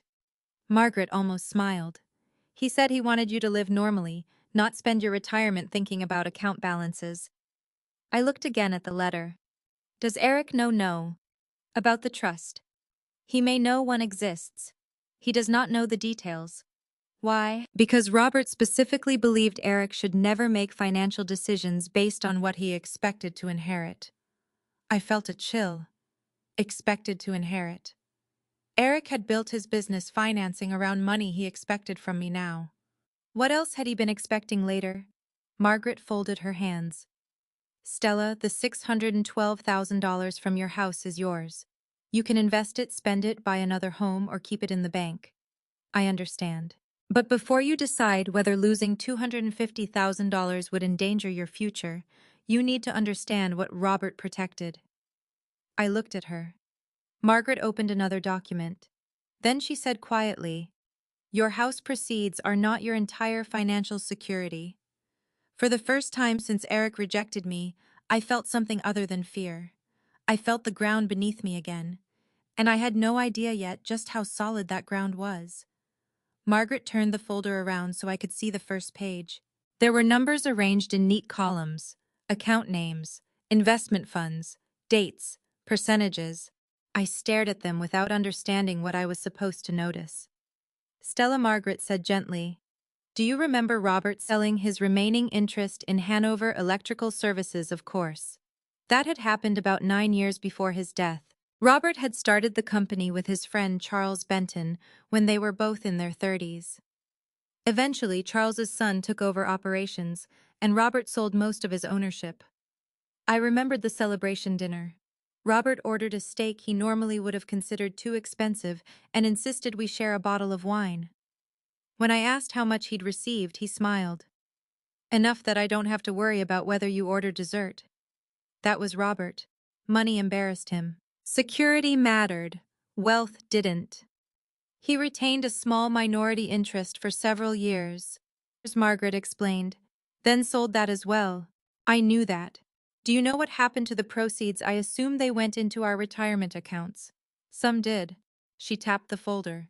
The rest became part of the trust. I leaned closer. What exactly is in there? Margaret gave me the number. For several seconds I thought I had misunderstood her. Say that again. Approximately 1.1 million at the most recent valuation. I stared at her. $1.1 million, yes. I almost laughed. Not because it was funny, because it seemed impossible. Robert and I weren't millionaires. Margaret smiled faintly. Apparently Robert disagreed, but we lived normally. That was the point. I looked at the papers again. Robert drove the same pickup truck for 13 years. We clipped grocery coupons. We argued over whether the thermostat should be 70 or 72. Once he spent 2 weeks repairing our dishwasher because he refused to pay for a new one. That man had quietly protected more than $1 million. Margaret seemed to understand what I was thinking. The trust didn't start at this value. Investments appreciated. Robert was patient. Patient? He was disciplined. That was a better word. I sat back. Suddenly the $612,000 in my bank account looked different. Still significant. Still mine. But it was no longer the entire wall standing between me and insecurity. You said it's a marital trust. Yes. What does that mean for me? In practical terms, it means these assets exist primarily for your benefit during your lifetime. Can Eric touch them? No. Can he borrow against them? No. Can he force distributions? No. Can anyone, not without following the trust terms? A strange feeling moved through me. Relief. Not because I had discovered I was wealthier than I knew. Because for weeks, Eric had made me feel vulnerable. He had treated me as though selling my house had transformed me into an elderly woman, holding one pile of cash that needed to be managed before I made some foolish mistake. But Robert had already planned for my security. Years ago. Quietly. Carefully. What happens after I die, I asked. Margaret paused. Under the current estate plan, Eric is a significant beneficiary. Of course he was. He was our only child. Robert and I had always assumed everything would eventually go to him and then Sophie. I looked at the number again. So Eric may eventually inherit part of this, yes. Does he know? He knows there is an estate plan. He does not know the trust's present value. Robert wanted it that way very much. Margaret pulled another page from the folder. He wrote a memorandum explaining why. I almost smiled. Another letter. Robert liked documentation. That he did. She handed it to me. This one wasn't sentimental. It was practical. Robert wrote that Eric should never receive detailed information about expected inheritance while Stella was alive. Then one sentence stopped me. A future inheritance must never become present collateral. I read it twice. Margaret watched me. He was worried Eric might someday make financial decisions based on assets he expected to receive. Exactly what he's doing now. With the house proceeds, yes. I shook my head. If Eric had just asked me. Margaret said nothing. If he had come to me and said, "Mom, I'm in trouble. Can we look at this together?" I would have listened. I know. I might even have helped him. That would have been your choice. I could have invested 50,000, maybe 100, something responsible. Yes. I could have asked Tom to review the business. Yes. I could have required conditions. Yes. My voice broke. Instead, he manipulated me into selling my home. Margaret's expression softened. You still don't know precisely what motivated every decision Eric made. I know enough. I stood and walked toward the window. Richmond stretched beyond the glass. Somewhere out there, another family was living in my house. Somewhere else, my son was probably calling suppliers and lenders, still hoping his mother would rescue him. And I was standing in an attorney's office learning that my dead husband understood a danger I had refused to see. Margaret. Yes, was I foolish? No. I believed my son. That isn't foolish. I gave away furniture. You believed you were moving into another home. I handed strangers the keys to the place Robert and I built, because Eric made you a promise. I turned. And now I don't even know where I'll live. You'll decide. Something about the way she said it steadied me. Not Eric, not Amanda, not a retirement community someone else had selected. Me. I returned to the desk. Suppose I gave Eric the $250,000. Margaret became very still. Legally you can. Would you advise it? I would advise you to have an independent professional examine his company before investing anything. And personally, she hesitated. You didn't hire me for personal opinions. I'm asking anyway. Margaret folded her hands. I think Robert wrote you 6 pages because he hoped that if this day came you would understand something before fear made the decision for you. What your son's emergency does not automatically become your obligation. I looked at Robert's letter. If you save him from every consequence, he may never learn that a consequence is sometimes the thing that saves a man. I finally understood. Robert wasn't telling me to abandon Eric. He was telling me not to abandon myself. For years, motherhood had trained me to move toward my child's pain. Fever. Sit beside the bed. Broken heart. Make coffee and listen. Financial trouble. Find a way to help. But Eric wasn't 10 anymore. He was 42, a husband, a father, a business owner. And somewhere along the way, he had begun making decisions under the assumption that his mother's resources were part of his own safety net. I closed the folder. I want to review my estate plan. Margaret nodded. All of it. All of it. Are you thinking about removing Eric? I don't know yet. That was true. I was angry, but I didn't want anger writing my will. What I know, I continued, is that nobody should be planning their future around money they don't own. Margaret gave me a small smile. Robert would agree. I placed his letter carefully back inside the envelope. Before leaving, I asked Margaret to make copies of everything I needed.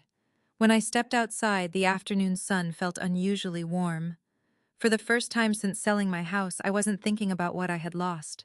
I was thinking about what remained: my savings, Robert's protection, my choices, my dignity, and something even more important: time. Eric believed the $612,000 sitting in my bank account was his last possible rescue. He had no idea about the $1.1 million Robert had protected. But the greatest irony wasn't that I had more money than Eric knew. It was that if he had kept his promise, if he had welcomed me into his home, told me the truth, and treated me like his mother, instead of a source of capital, I probably would have helped him. Maybe not with $250,000. Maybe not in the way he wanted. But I would have stood beside him. His deception hadn't protected his rescue. It had destroyed the trust he needed to ask for one, and I suspected Eric was about to discover that for himself. Eric came to my temporary rental 6 days later. By then I had moved out of the hotel. I couldn't stand another morning waking beneath someone else's ceiling, so I rented a furnished 2-bedroom apartment in Glen Allen for 3 months.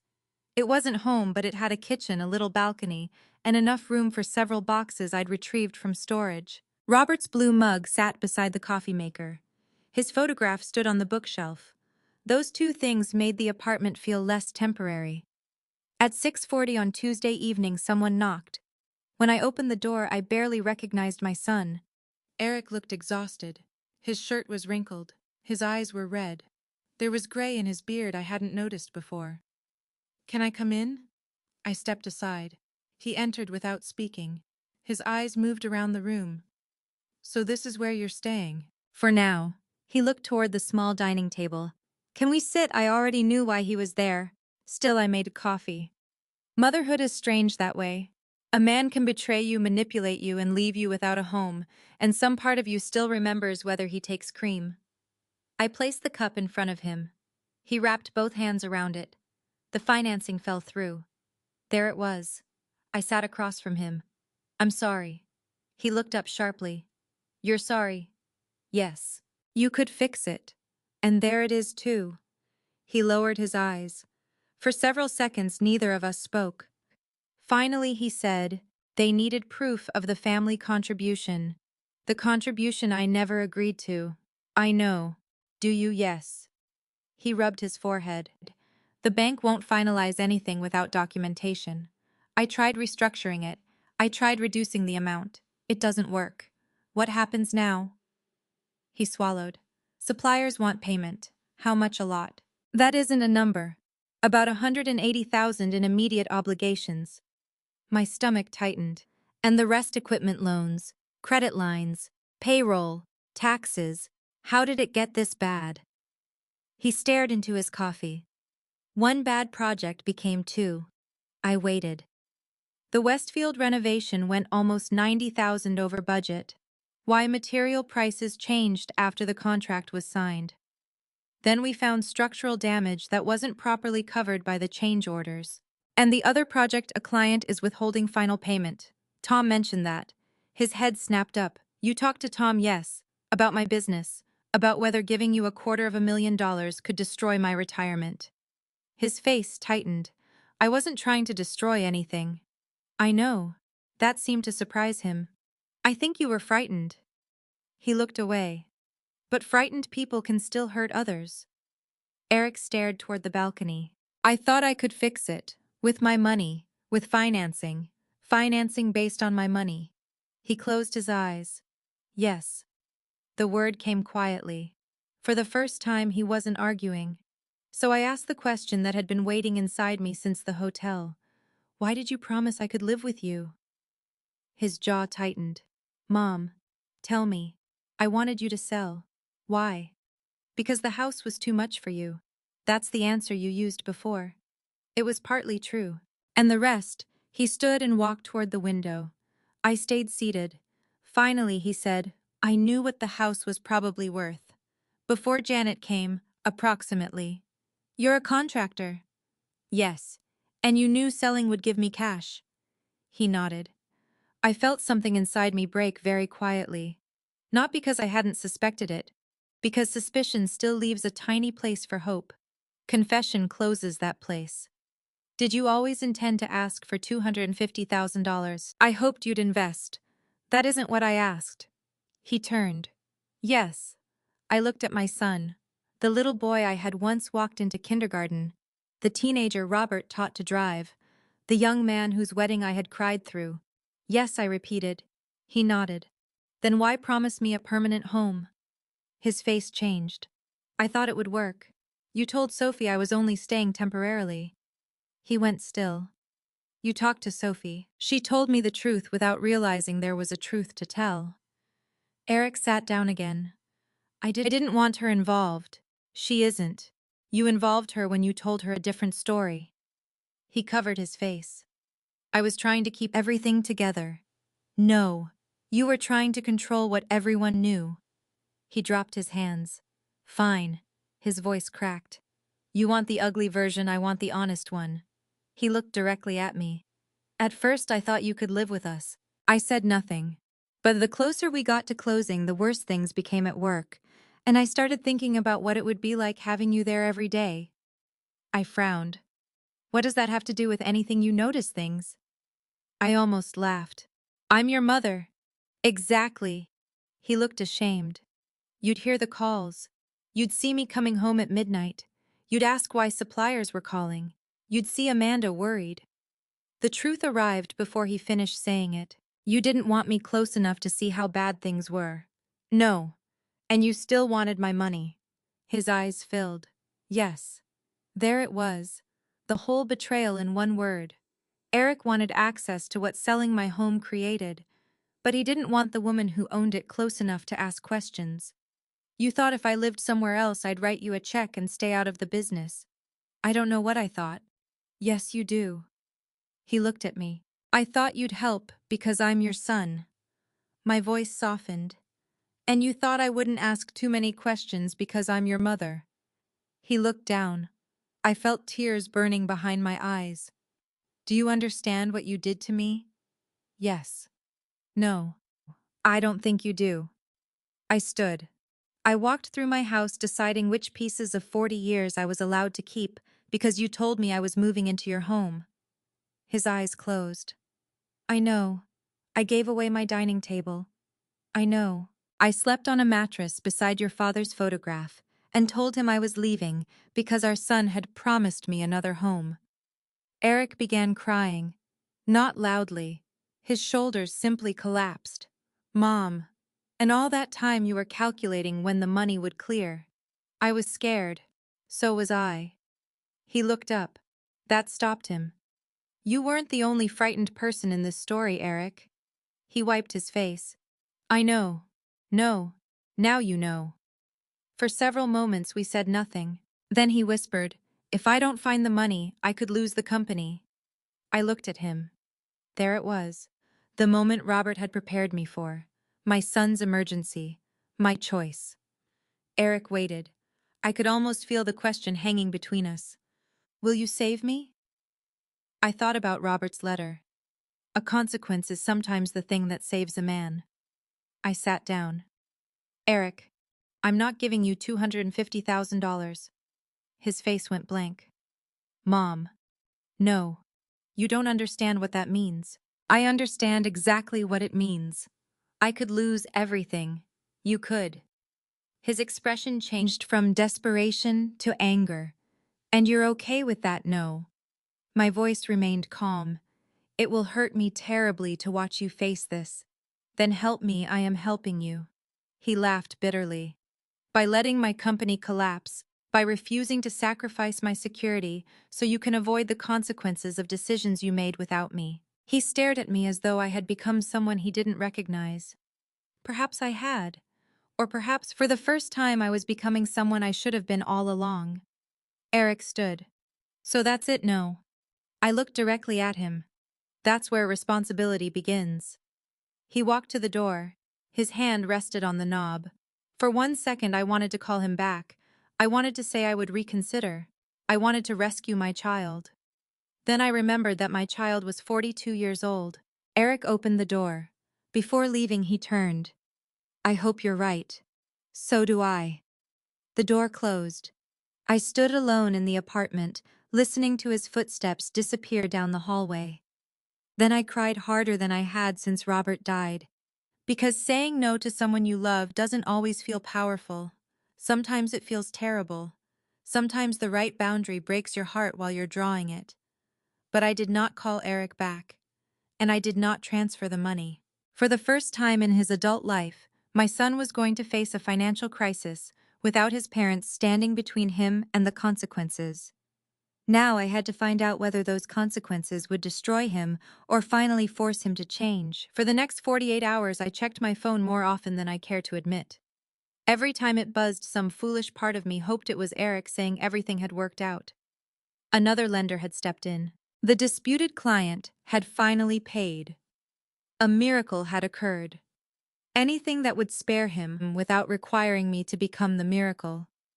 But Eric didn't call. Amanda did. Stella, have you talked to him 2 nights ago? He came home devastated. I closed my eyes. I know. He says you refused. I did. Amanda was quiet. Are you sure? The question irritated me more than I expected. Am I sure the answer was no? I mean, are you sure there's no way to help without risking everything? There was that word, help.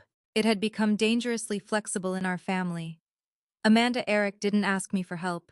He constructed a financial plan around my money before asking permission. I understand. Do you? Yes. Her voice softened. I'm scared. I believed her. What happens now? He's meeting with creditors. Good. Good. Yes. Because that's who he should have been talking to months ago. Amanda didn't answer. I continued. He needs to find out what can be sold, renegotiated, delayed, or reduced. He might have to lay people off. That is terrible. He might lose the company. I know. Then how can you sound so calm? Because I had already spent days screaming inside. But I didn't say that. Instead, I said, calm and uncaring aren't the same thing. After we hung up, I drove to Margaret's office. I had asked her to prepare options for revising my estate plan. She spread several documents across the conference table. Before we do anything, she said, I want to be certain this isn't an emotional reaction. It is emotional. That isn't what I mean. I know. I looked at the papers. I don't want to disinherit Eric. Margaret nodded. I suspected you didn't. He's still my son. Yes. And Sophie shouldn't suffer because her father made terrible decisions. Agreed. But I don't want Eric receiving everything outright someday, and treating it the way he's treated my house proceeds. Margaret turned one document toward me. That can be addressed. She explained that instead of leaving certain assets directly to Eric, I could arrange for them to remain in a professionally managed trust. Distributions could be structured. The assets could be protected. Sophie could have clearly defined interests. Eric wouldn't simply receive a large, unrestricted amount because I died. I hated even hearing the sentence, because somewhere beneath all the legal language was the fact that one day I would be gone. Robert already was. But that was exactly why these decisions mattered. I don't want revenge written into my will, I said. It shouldn't be. I don't want conditions designed to humiliate him. Then we won't create them. I want protection. Margaret nodded. That is what a trust is for.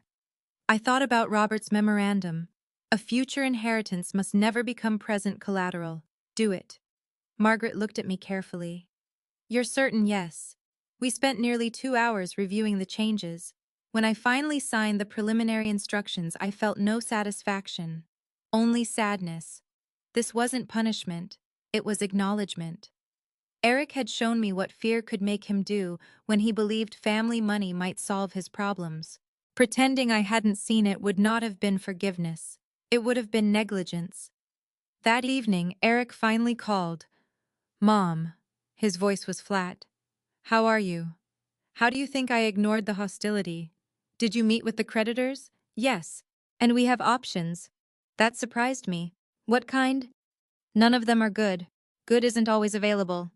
He sighed. I can sell 2 pieces of equipment. Do you need them? Not if I reduce operations. What else I can get out of the warehouse lease if I pay a termination fee? I listened. We're negotiating payment plans with 3 suppliers. That sounds responsible. He laughed bitterly. Responsible would have been not getting here. Probably. Thanks. You want me to lie? No. He became quiet. Then he said, I'm selling the truck. I knew which truck. A black luxury pickup. Eric had bought the previous year for more money than Robert and I had paid for our first house. You love that truck. I can't make the payments. I almost said I was sorry. Instead, I said, then selling it makes sense. His silence told me he had wanted sympathy. I had sympathy. What I no longer had was the desire to turn sympathy into money. Then Eric asked, Did you really change your will? I froze. How do you know that? Amanda told me you were meeting with Margaret. I didn't tell Amanda what we discussed. She guessed. I sat down. My estate plan is private. So you did. I made changes. His voice sharpened. Because I asked for help, no. Because I made a mistake, no. Then why? Because you treated money you might someday receive as though it already belonged to you. That isn't fair. Your financing plan contained money I hadn't agreed to give you. That was different. No, Eric. It was the same thinking. I could hear him breathing. So I'm being punished. There it was. I had expected those words. No. What would you call it? A boundary. You're controlling my inheritance. I almost laughed. Your inheritance, you know what I mean. No. I think that's exactly the problem. I stood and walked toward my balcony. Below me, someone was walking a golden retriever across the parking lot. Eric listened carefully. He said nothing. Punishment is taking something that belongs to you. Silence. I am protecting something that still belongs to me. He didn't respond. My house proceeds belong to me. My savings belong to me. The assets your father and I accumulated belong to me while I am alive. You do not lose something simply because I decide you don't control it. I never said I controlled it. You planned around it. That silenced him. I don't want you destroyed, I continued. I don't want your business to fail. I don't want Amanda frightened or Sophie worried. Then help us. I am. He scoffed. No, you're watching. Sometimes watching someone solve their own problem is the hardest kind of help. You sound like Dad. The words stopped me. For a moment, neither of us spoke. Then I said quietly, Maybe you should think about why. Eric hung up. I stood on the balcony for a long time afterward. I wondered whether I had just destroyed what remained of our relationship. Maybe Eric would never forgive me. Maybe he would tell himself for the rest of his life that his mother had abandoned him when he needed her. I couldn't control that. What I could control was whether fear made me surrender again. First, I had surrendered my home because I trusted a promise. I would not surrender my retirement because I feared my son's anger. Over the following weeks, pieces of Eric's old life began disappearing. The expensive truck was sold. 2 pieces of company equipment went to auction. Several projects were postponed. His company reduced its staff. The warehouse lease was terminated. None of it was painless. But something unexpected happened. Wright Residential Builders did not collapse. It became smaller, leaner, humblingly ordinary. And for the first time in years, Eric began spending his days on actual job sites instead of managing everything from behind a desk. Meanwhile, I started looking for somewhere permanent to live, not a retirement community Eric had researched, not his downstairs room, not another temporary rental, a place chosen by me. One Saturday morning, Janet sent me a listing. A small 2-bedroom cottage outside Richmond, white siding, a covered porch, a little backyard, and enough sunlight along the fence for roses. I stared at the photographs for several minutes, then I called her. I want to see it. For the first time since selling my old house, the idea of another home didn't feel like replacing what I had lost. It felt like choosing what came next. The cottage was smaller than anything Robert and I had owned since our first apartment. I loved it immediately. Janet unlocked the front door and stepped aside. Don't decide before you see the kitchen. I've already decided I like the porch. She laughed. Stella, that's how people end up buying houses with terrible plumbing. Then you check the plumbing. I'll inspect the porch. The house sat on a quiet street, about 20 minutes outside Richmond, in a neighborhood where the homes were close enough that you could recognize your neighbors, but far enough apart that nobody could hear you arguing over the thermostat. The cottage had white siding, dark shutters, and a covered front porch wide enough for 2 rocking chairs. Inside, sunlight filled the living room. There were 2 bedrooms, 2 bathrooms, a modest kitchen, and a small room at the back overlooking the yard. The moment I entered that room, I stopped. Janet noticed. "What books?" She looked around. "There aren't any books." "There will be." I walked toward the window. "This is my reading room." She smiled. "So we've moved from liking the porch to assigning rooms. I told you I liked it." The backyard was small. Perfectly small. No enormous lawn. No oak tree dropping mountains of leaves. No gutters 30 feet above the ground. Along the back fence was an empty flower bed. I stood there imagining roses. Robert's roses. Not the same bushes, of course. Those belonged to another family now, but the same variety. I could begin again. The price was reasonable, especially compared with what I had received for my old home. I made an offer that afternoon. 2 days later, Janet called. They accepted. I sat at the little table in my rental apartment and cried. Not because I was sad, not entirely, because for the first time since Eric began talking about selling my house, I had made a major decision without asking what anyone else wanted. No son telling me what was too much for me. No daughter-in-law imagining where I should live. No retirement community brochure. No promise. Just me. 3 weeks later, I received the keys. I held them in my palm outside the cottage. Such ordinary little pieces of metal.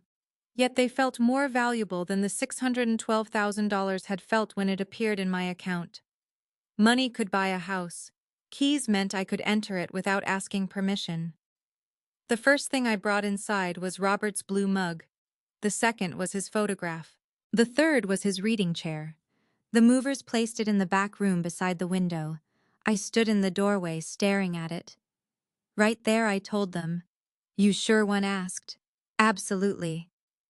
Over the next few days, boxes arrived from storage. I unpacked slowly. This time, nobody told me what I had too much of. My books filled 3 walls of the reading room. I put Robert's photograph on a small table beside his chair.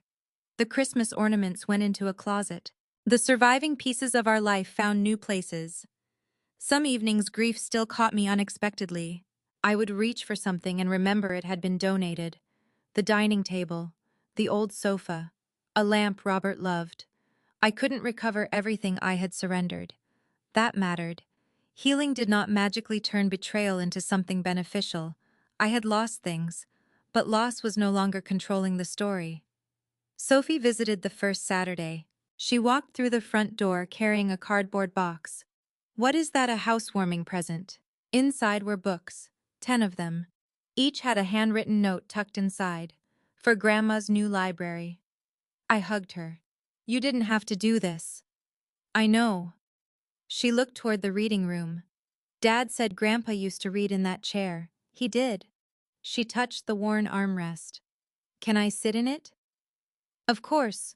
She curled into Robert's chair with a novel. For a moment I had to look away. "How's your father?" I asked eventually.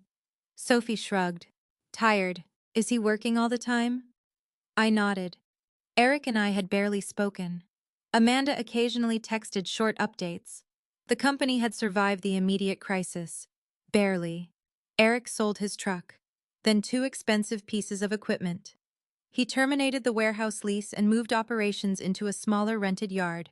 He negotiated payment agreements with suppliers. Most painfully, he reduced his staff. Some employees found other jobs, others stayed, and Eric went back to doing something he hadn't done regularly in years: actual construction. Amanda sent me a photograph one afternoon. Eric was standing on a job site wearing work boots, dusty jeans, and a tool belt. He looked 10 years younger, and 10 years older. Robert would have recognized that version of him. A week after Sophie visited, Amanda called. "He's different." "How?" "He comes home exhausted." "That isn't necessarily different." "No." She hesitated. "He stopped blaming you." I said nothing. "For a while, everything was your fault," I assumed. "The lender saying no was your fault. Selling the truck was your fault. Losing the warehouse was your fault. And now he says he should have seen it coming." That surprised me. seen that the company was growing faster than he could control. I sat down. Amanda continued. I told me yesterday that getting the $250,000 might only have delayed the problem. I closed my eyes. That was exactly what Robert had understood years earlier. Rescue could postpone consequences. It couldn't necessarily remove them. I'm glad he's seeing that. He misses you. I looked toward Robert's chair. He knows where I am. He doesn't think you want him here. I haven't said that. You haven't invited him. No. Amanda was quiet. Should I tell him he can call? I thought about it. Yes. Eric didn't call that day, or the next. A week passed. Then on Sunday afternoon, I was kneeling beside the flower bed, measuring where I wanted to plant roses when my phone rang. Eric. Hello, Mom. His voice sounded uncertain. Hi. Amanda says you're settled. I am. And Sophie says the house is nice. It is. There was another pause. I heard you have a porch. I smiled despite myself. I have a very good porch. That sounds like you. We both went quiet. Then he asked, could I come see it sometime? There was no mention of money, no emergency, no request, just a question. I looked at the empty flower bed. Whenever you're comfortable. That mattered. Not whenever he needed, whenever I was comfortable. Saturday afternoon. Okay, 2 o'clock I'll be there. After we hung up, I sat on the porch. I didn't know what Eric would say. I didn't know whether he was coming to apologize or simply trying to repair enough of our relationship to make himself feel better. Trust did not return because a company survived, and forgiveness did not erase what had happened. But I had learned something important. A boundary was not a wall. A wall kept everyone out. A boundary had a gate, and I controlled when that gate opened. Saturday came warm and clear. At exactly 2 o'clock, a modest white work truck pulled into my driveway. Not the gleaming black truck Eric used to drive. This one had scratches along the side and tools in the back. Eric climbed out wearing jeans and a plain blue shirt. For several seconds he stood beside the truck looking at the cottage. Then he saw me on the porch. He didn't wave. He simply walked toward me. When he reached the steps, he stopped. Hi, Mom. Hello, Eric. His eyes moved toward the front door. So this is yours? I looked at the little house behind me. My porch. My reading room. My keys. My choice. Yes, I said. This one is mine. And for the first time, saying those words didn't feel lonely. It felt like freedom. Eric stood on my porch with both hands tucked into his pockets. For several seconds, neither of us moved. Then I opened the door. Would you like to come in? Yes. He stepped inside slowly. I watched him look around the living room. This is nice, thank you. Smaller than the old place, considerably. He smiled faintly. Probably easier to maintain. I raised an eyebrow. Careful. He immediately understood. Sorry. To my surprise, we both laughed. Only for a second. But it was the first easy moment we'd shared in months. I showed him the kitchen, the guest bedroom, the little backyard. Then we reached my reading room. Eric stopped in the doorway. Robert's chair sat beside the window. The blue mug rested on a shelf nearby. And on the small table beside the chair was the photograph I had carried with me during my final night in the old house. Eric walked toward it. He picked it up. For a long time, he didn't say anything. That was Sophie's 10th birthday, he finally said. I know. Dad kept pretending he hated that party hat. He wore it for 3 hours. Eric smiled. Then his face changed. I miss him. So do I. He set the photograph down carefully. I've been thinking about him a lot. I waited, especially since I started working job sites again. I sat in the chair opposite Robert's. Eric remained standing. He used to tell me I was trying to grow too fast. He told you that all the time. You never mentioned it, because I thought he didn't understand. I almost smiled. Robert understood more than people gave him credit for. I know that now. Eric sat in his father's chair. For an instant, I almost told him not to. Then I stopped myself. It had belonged to Robert, but Robert had belonged to both of us. Eric ran his hand across the worn armrest. The company is going to survive. I'm glad. We're about half the size we were. I heard. I hated you for that. I looked at him. For refusing the money. Yes. He didn't soften it. Didn't excuse it. I told myself that if you had given me the $250,000, none of this would have happened. And now, he looked toward the window. Now I think it would have happened later. That surprised me. Why? Because I wasn't fixing anything. His voice was quiet. I was borrowing time. He told me the company had been taking on new projects because he needed deposits from new clients to cover expenses from older projects. Not illegally, not fraudulently, but dangerously. Every new job created another obligation. Every delayed payment made the next project more important. I kept thinking one big contract would straighten everything out. Did it know? He shook his head. The bigger we got, the worse it became, and the $250,000 would have covered the immediate problems, but not the pattern. No. I thought of Robert's letter. A consequence is sometimes the thing that saves a man. Eric leaned forward. When the bank rejected the financing, I thought my life was over. I know. Then I sold the truck. That must have hurt. He laughed quietly. More than it should have, probably. I sold equipment, closed the warehouse, let people go. His expression darkened. That was the worst part, I imagine. But after everything got smaller, he hesitated. I could breathe again. I studied him. He looked tired, but different. The polished businessman who had talked about capital structures and liquidity was gone. Sitting across from me was simply my son. Then he said, I owe you an apology.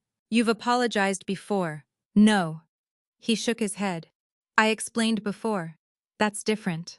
I said nothing. Eric looked directly at me. I manipulated you. The words landed heavily. I knew you were lonely. My throat tightened. I knew the house was becoming difficult for you. And instead of helping you make the best decision for yourself, I used those things to push you toward the decision that helped me. He swallowed.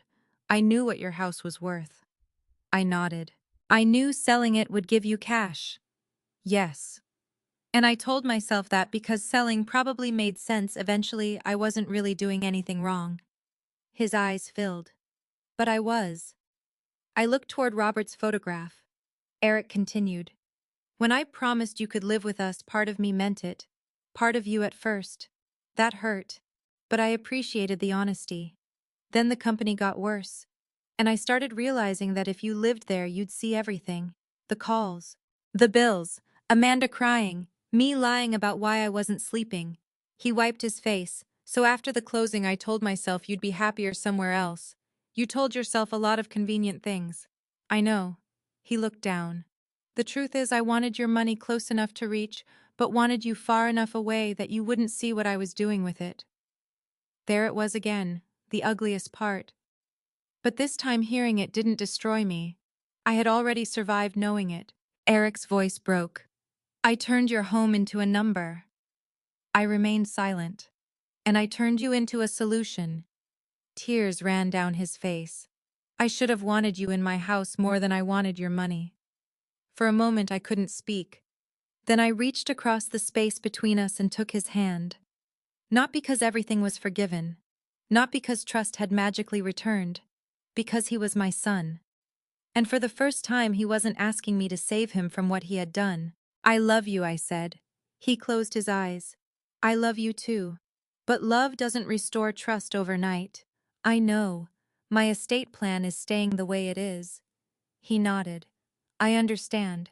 And I won't invest in the company. I know. If we rebuild this relationship, it won't be because I forget. He squeezed my hand. It shouldn't be.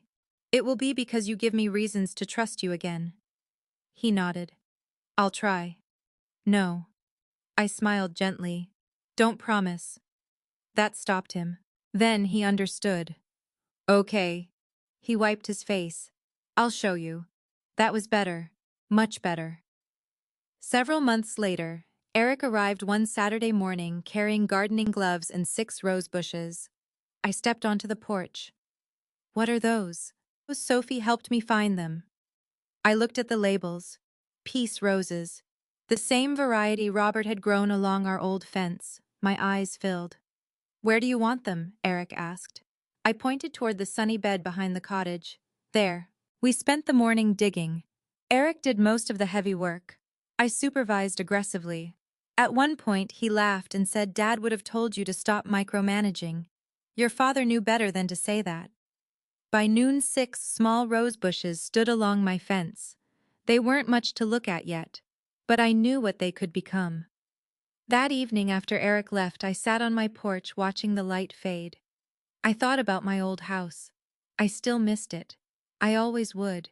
Healing hadn't changed that. But I finally understood something. I had believed Eric's promise gave me the courage to leave my old home. It hadn't. The courage had always been mine. His betrayal simply forced me to find it again. My new house was smaller. My family was imperfect. My trust was cautious. But everything around me was real. No imaginary bedroom. No conditional promise. No financial expectation disguised as love. I had my own keys. My own choices. And a relationship with my son that slowly and painfully was beginning again. This time not because I rescued him. Because I finally stopped. Kethuk Fan, 15. There is a painful lesson I learned much later in life. Loving your children does not mean handing them the keys to everything you worked for. A mother's savings are not an emergency fund her adult children automatically inherit while she is still alive. Her home is not future family property. Her retirement is not unused money. And an expected inheritance is not money anyone owns today. For years I believed being a good mother meant stepping forward whenever Eric was in trouble. But sometimes love means stepping back far enough for someone you care about to face the consequences that can teach what rescue never will. I also learned that forgiveness and access are two different things. I could forgive my son and still protect my money. I could love him and still change my estate plan. I could welcome him onto my porch without giving him control over my future.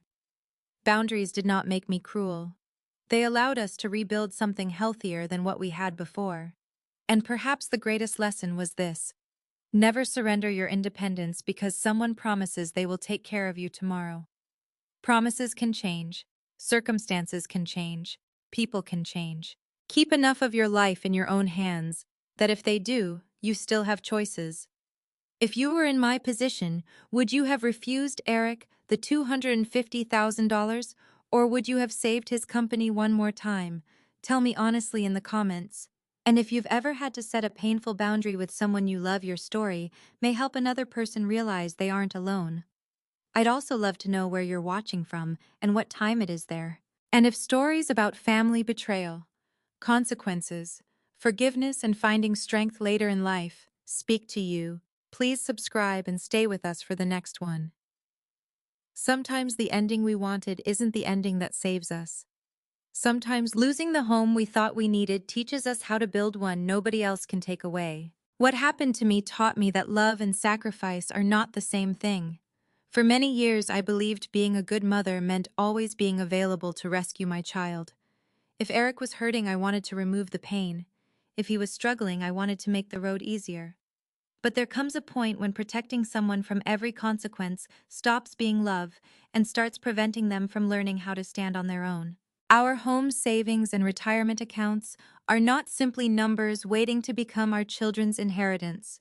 They represent decades of mornings when we went to work, tired bills we paid instead of buying something we wanted, vacations we postponed, and sacrifices nobody else remembers. Protecting those things does not make a parent selfish. Sometimes it is simply an act of self-respect. I also learned that forgiveness does not require giving someone the same access they once had.